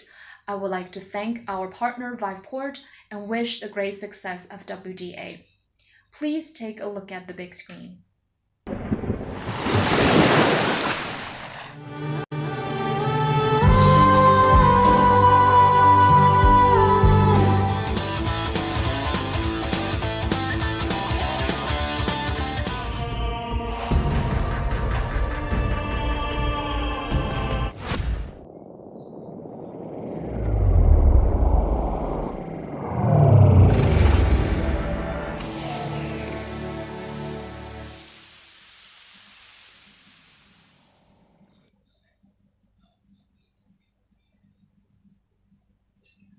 The three candidates are here on the stage. On the left, we have Dreamflight. In the middle, Neo Sprint. On the right, Defense Zombie 2. Mr. Chen, please press the button to announce the winner. Okay, who will win this award? I'm going to press the button. The 3DOF Best Game Visual Award goes to Dreamflight. Let us welcome Freeman Fun from Multiverse. Hello, my name is Freeman Fun. I'm from the team of Dreamflight. I'm also the CEO of Multiverse. I'm really happy to be among so many high-quality candidates. We were selected as the candidate for 3DOF Best Game.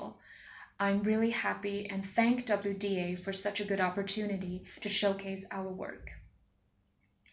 In our team, we have 5 people, including esports champion / piano enthusiast, also Stanford graduate / independent game developer, and content creator from high-quality leading companies, fine arts lecturer, as well as writer. This is actually our first project, our first try in mobile VR. Thanks to our years of experience, it only took us 3 months to complete Dreamflight. We created this game was to hope that we can combine VR with beautiful music and fantasy scenarios, so that we can have an immersive wonderland to provide a big feast in visual and audio. Every music was produced by independent music producers. Every scenario was designed based on music. Every note was matched with rhythm and note. Meticulous production is our principle and standard. This will be our principle in the future. For VR content creators, the SDK compatibility with different platforms is a pain spot. But VIVEPORT has simplified this process for us because one SDK will be compatible with many different platforms and also provided with us methods to transition from SDK to Wave SDK, which also reduce our workload on SDK compatibility. VIVEPORT provides many benefits in terms of hardware. For example, they have provided devices and software technology support for free, and our questions were answered in a short time frame. In our perspective, WDA is a big benefit to VR developers, especially to those small teams, because it provides exposure to these teams and products, and big awards can reduce our cost of R&D and facilitate more developers into mobile VR. So more users and the whole industry will see high quality works. Last, I would like to thank WWDA on behalf of my team. I would like to thank all the judges and users for your support. Thank our team for your relentless effort, as well as the family for your support. In the future, we will create more high-quality mobile VR content and works to share with global users. Thank you. Thank you, Mr. Chen. Congratulations on Dreamflight. In the past 30 years, there are many things that have changed our lives. For example, mobile phone and personal computer. I think VR will become the next thing that will change our life. In the past 2 years, it is rapidly impacting our social activities. Now let us welcome Jesse Jodry, co-founder and CTO of VR Chat. He's going to share his experience in how to bring VR Chat to Wave. Jesse will tell us how VR is changing our social interactions. Please. And I'm the CTO and one of the founders of VR Chat. You may have used VR Chat or heard of us through VR memes on Twitter or YouTube. We've been fortunate enough to maintain one of the largest VR user bases. We feel this is due to our support of multiple platforms, including desktop PCs that aren't connected to VR, and our focus on people having fun together in any way they choose, rather than trying to build all the entertainment value ourselves. We started working on VR Chat in early 2014 and recently had our 6th birthday. Back then, all VR was PC VR, and VR Chat used to be well known as a PC application. Many people didn't think it would be possible to bring to a standalone headset because we rely a lot on user-generated content that was built to be displayed on a PC. When the first untethered headsets came around, they required you to insert your smartphone into a viewer that you would wear. The phone supplied the display and the processing necessary to experience VR. These devices were a glimpse of what a true standalone headset would be, but we needed our smartphones for other things, and we weren't ready to take the steps necessary to port VR Chat from PC just yet. Last year, true standalone headsets came onto the market and we took up the challenge. We learned a lot in the process, and in this talk, I'll briefly describe some of the challenges we faced. Some of this talk will be applicable to anyone making a standalone title. Some will be for anyone making a PC and standalone multi-platform title, and some will be specifically for apps that include user-generated content. I call these the challenges of standalone headsets, the challenges of multi-platform titles, and the challenges of content. First though, I'd like to talk about standalone headsets such as those in the Wave ecosystem. Being untethered from your PC has a lot of benefits for a VR device. The first of which is not requiring a $1,000 PC to connect to, which keeps the device's price down and makes them accessible to many more people. The other benefits are not as direct. A standalone headset can lay in the living room of your house, like mine does, as opposed to being in an office with your computer.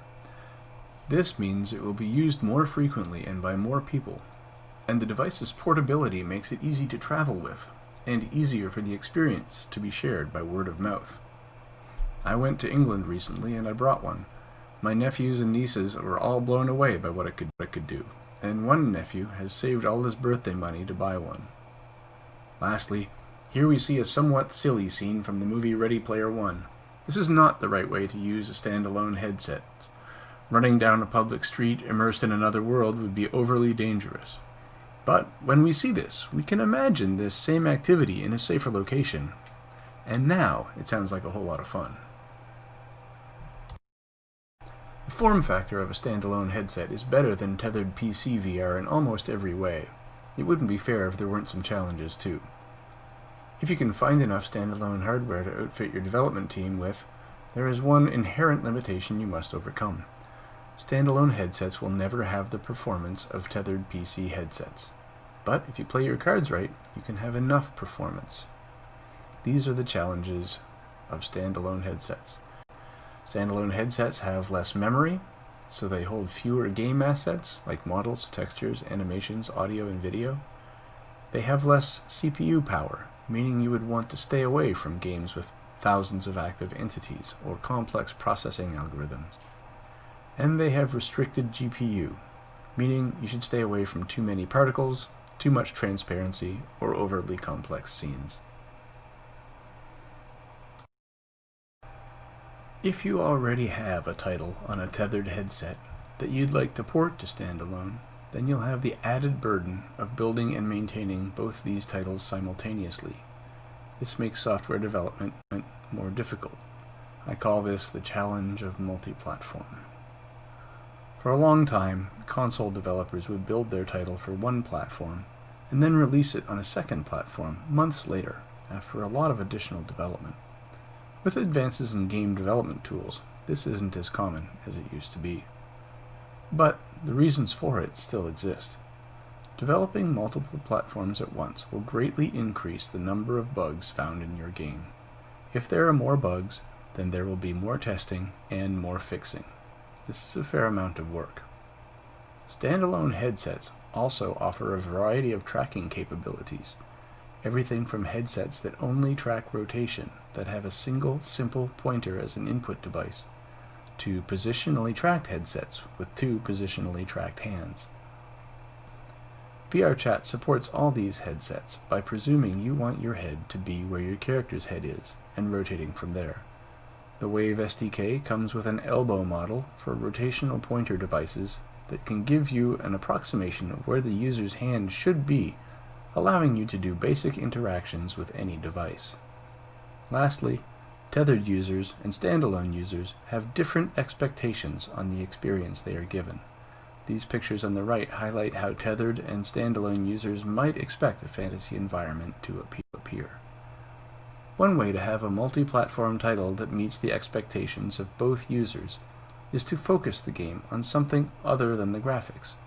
VRChat is focused on socializing, while a few other successful apps are focused on music.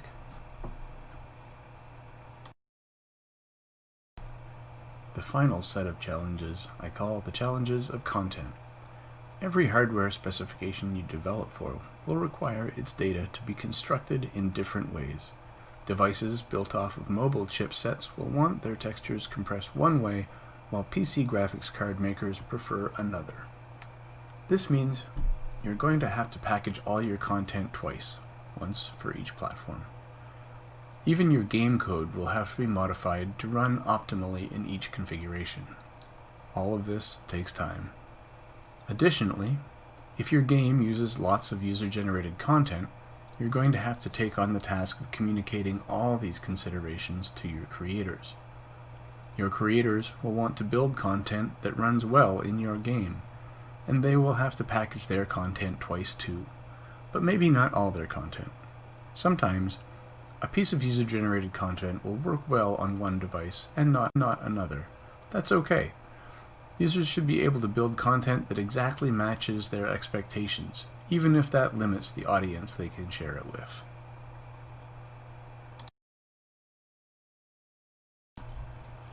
Developing multi-platform titles for PC and standalone headsets adds challenges to software development, but we care about VRChat and we want people to experience it.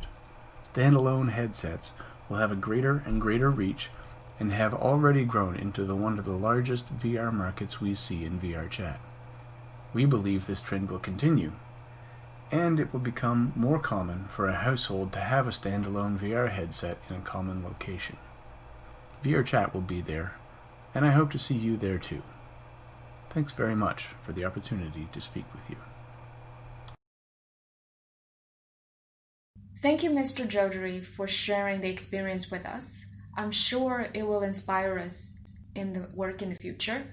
Now let us welcome Tony Lin, Vive R&D Director in Taipei office. Tony will share with us the latest updates of Wave SDK. I'm sure all the developers are looking forward to this presentation. Let us welcome Tony.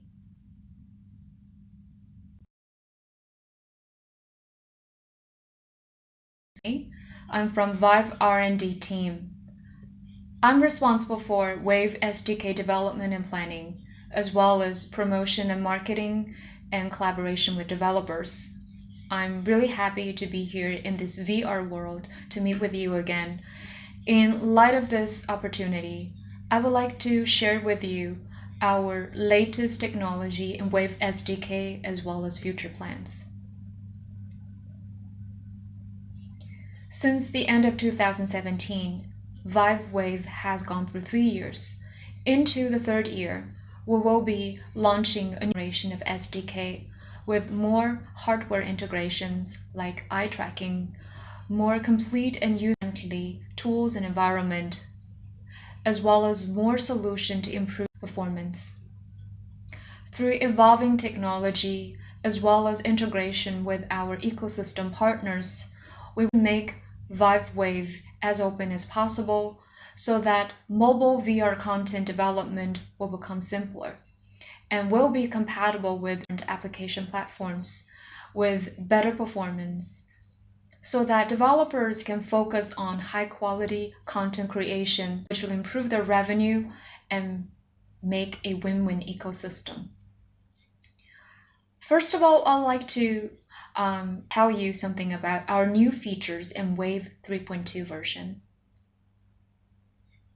In the past 3 years, we realized that for developers, in terms of standalone device creation, we need to be very meticulous in performance and power reduction. How can we make how can we optimize algorithm and smoother visual experience to make more friendly development environment, reduce debugging time so that we can improve immersiveness and interaction, which are our priority. I'll tell you the 6 features one by one. Improving performance, reducing power consumption has always been a balance to strike. In the previous SDK 3.1, we introduced adaptive quality for the time. This is a auto CPU, GPU, clock throttling according to system loading. With such a system, a complicated scene will rely on clock rate, and performance, whereas a smaller scene with smaller loading, we can reduce clock rate, which can reduce power consumption. In the Adaptive Quality 2.0, which will be launched soon, we will provide dynamic fixed foveated rendering to improve FPS, which was relatively low. From our results, we can see evident improvement in GP fragment-bound scenes. While we can reduce power consumption and still maintain stable FPS. Let's take 2 games developed by Vive Studio as example, SPGM and Sure Shot as our observation objects. We can see that while we maintain FPS, we can reduce power consumption by 10 to 15%.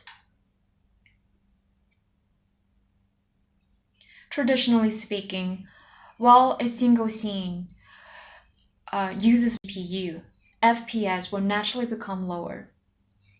And in the second feature of Adaptive Quality 2.0, which is dynamic resolution, we are changing eye buffer size, or we can say to use a tolerable virtual quality to maintain FPS smoothness. In our system, our developers can dynamically adjust eye buffer size so that to achieve a smoother FPS experience. I have an example to show you so you can understand better. We can observe the resolution of fonts. when resolution scale reduces from 1.0, we can see that the mounts are becoming more blurry. And FPS has the chance to maintain or increase stability while resolution reduces. In Unity Prefab, you can define the scale from 0.7 to 1. At the same time, we have set the lowest resolution scale to make sure that the content visual effect can maintain a certain quality. And whenever you change the iBuffer resolution, there will not be any latency. Through Quality 2.0, we have dynamic fixed foveated rendering. We can reduce the surrounding render picture to improve FPS, or developers can try to change scene's resolution in an acceptable range to improve FPS. These two solutions will be based on the complexity of it. You can choose the more applicable solution.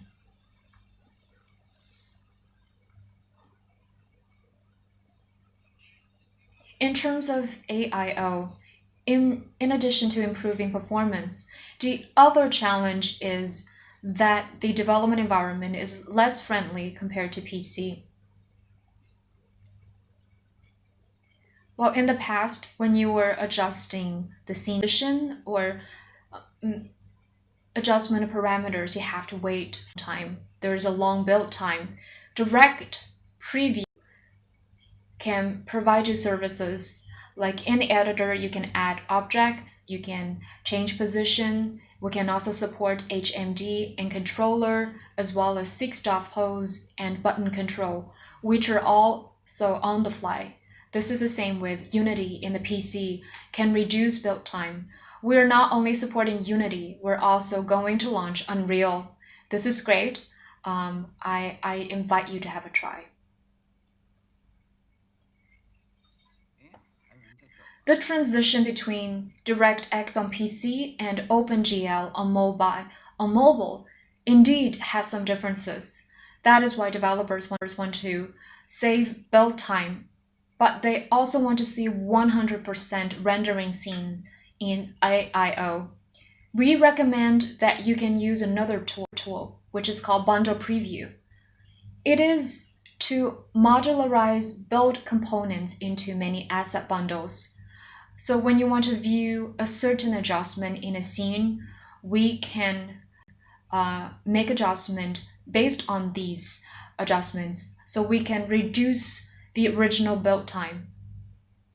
So these two preview ways. Direct preview is more applicable to adjustment to logic, for example, the position of an object. But bundle preview is more applicable to the visual effect changes. Pass-through overlay.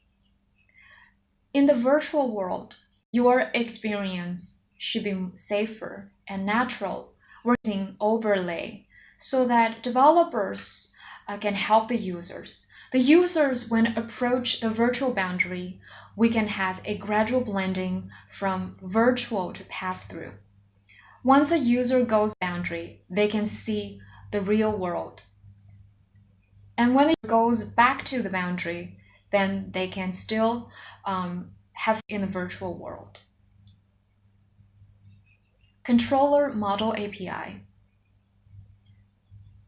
Developers upload their SDK content to VIVEPORT. With Wave SDK ecosystem, collaboration expands to more partners. We will help users to upload those controller models from the real world. So once you have uploaded your content, you don't have to be concerned with the different controllers from different models, from different platforms. In V2EC in March, we have shared with you many hand gestures and reels. In terms of hand gestures, there are two components. One is the support for certain gestures, like fist, OK, and thumb up, and including 12-1 joints skeleton mold. Now we have seen the trend, and there are many topics that are worth discussing. We have launched an early access version because we want to receive more feedback in terms of UI operation and interaction design. We would like to hear more suggestions to optimize our SDK. Lastly, I would like to share with you some ongoing projects for the second half of this year. Last year, we held Hackathon Final in Shanghai. More than half of the teams have introduced 3DSP from PC. And that is why we have started to integrate 3DSP to mobile AIO so that developers in the VR application can add more real, immersive, and accurate audio and visual experience. In the second half of this year, we'll continue to deepen and improve our immersive technology, for example, eye tracking technology. And for XR SDK from Unity, we will provide corresponding XR plugin so that developers can use them. In terms of the system, we will provide a new boundary system and multiple VR composite layer so that developers have more application as well as space for creation.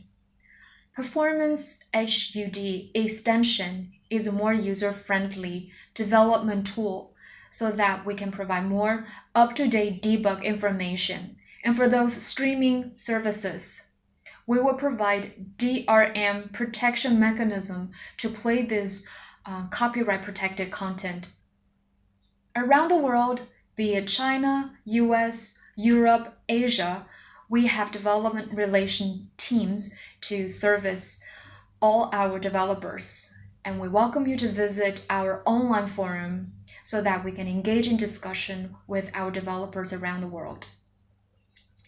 So that's it from me. I look forward to seeing you again. Thank you.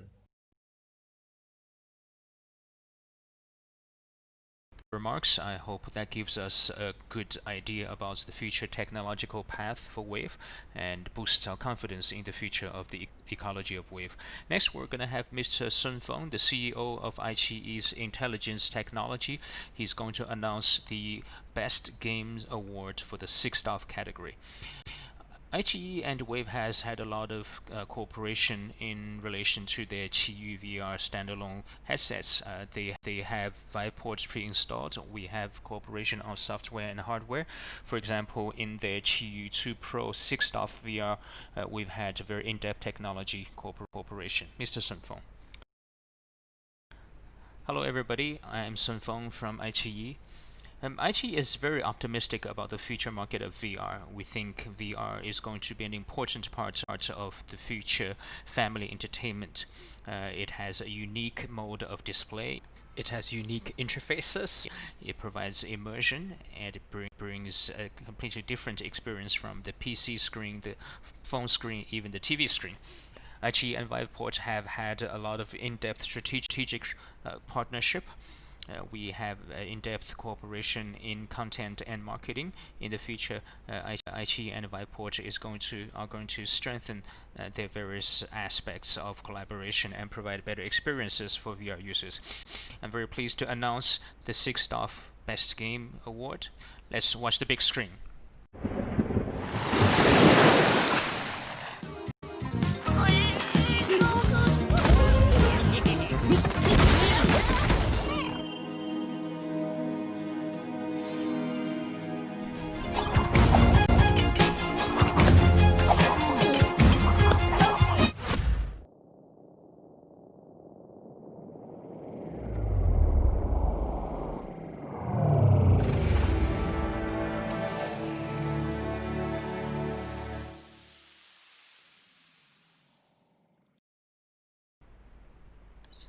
The 3 nominees are all here.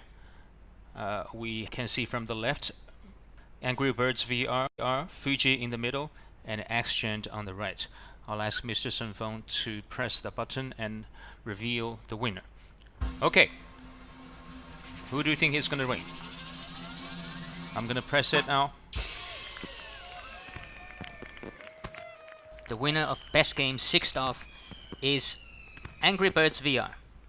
Unfortunately, the Angry Birds have been busy getting back at the pigs, so they're not able to attend today, but they have provided a video to share their joy with us.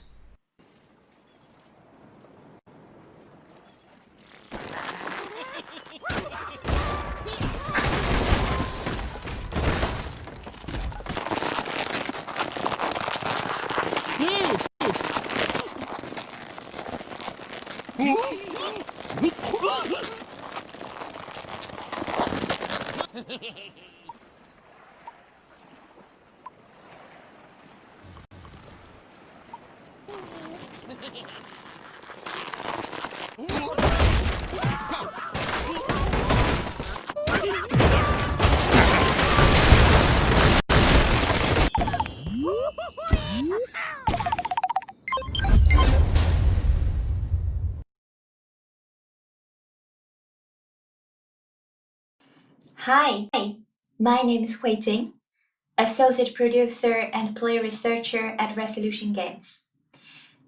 I'm thrilled to accept the awards for Angry Birds VR I Love Pigs as Best Game in the 6th category.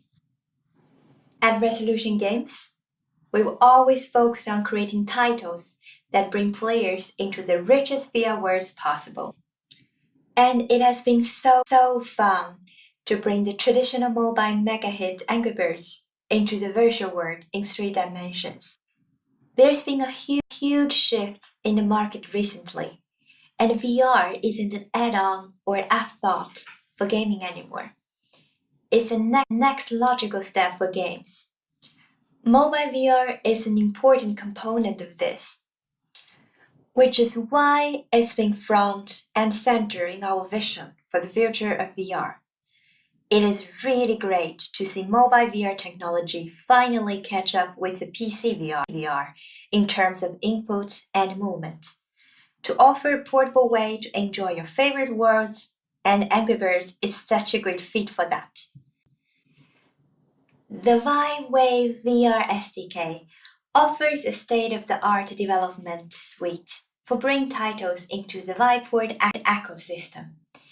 That, paired with the great support of the HTC team, both on the hardware and the software side of things, has made working with this SDK a pleasure that has resulted in such a great game that we're so proud of.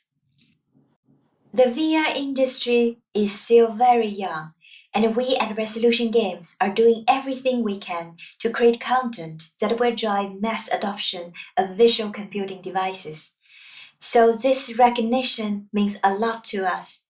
Thank you, HTC, for giving us this award and highlighting the achievements for so many talented developers around the globe. And keep your slingshot at the ready, because it doesn't stop here. Thank you. Congratulations to Angry Birds for winning the WDA Best Game 6th. Angry Birds VR is an excellent example of moving PC VR game to standalone headsets VR, and it sets a great model for the developers. Again, let's put our hands together for Angry Birds. Congratulations again. Steve Wang, the HTC Vice President for Wave Ecosystem. I'm sure you're familiar with him. He needs no introduction. Please welcome to the stage Steve Wang. Hello everybody. I'm Steve Wang. I look after the Wave ecosystem. Next we're going to unveil one of the most important awards. That is the best game in 3 degrees of freedom. Even though 3+3 is the most entry-level experience in terms of VR, and the ultimate goal for the VR experience would be 6+6. However, currently and for the foreseeable future, that's quite a long time, 3+3 content will still play a very important role. In fact, it will be essential. Not only because 3+3 equipment devices would be most accessible for users, also 5G cell phone based VR headsets will also take 3+3 as a starting point. That is why 3.3 content plays a very important role. and it's going to leave the first impression for many VR users. And this first impression is important for the development of the VR industry, because in the past, cardboard did not have very specific specifications for hardware and content. It led many users to think VR experiences were really below expectations, and that actually created difficulty for the industry. And based on that, the Wave ecosystem has treated 3+3 as a very important experience, and we think it's very important to provide a good first impression of VR for our users. And out of that thinking, WDA holds 3+3 content in a very important place, and we think it's a category that we need to promote and that we need to reward. I'm very pleased that at this WDA 3+3 content has been of very high quality, and that give us confidence that in the Wave ecosystem, even the entry-level 3+3 experience will be able to encourage interest in VR in a lot of users. So let's unveil the best game award in the 3+3 category. Let's look at the big screen.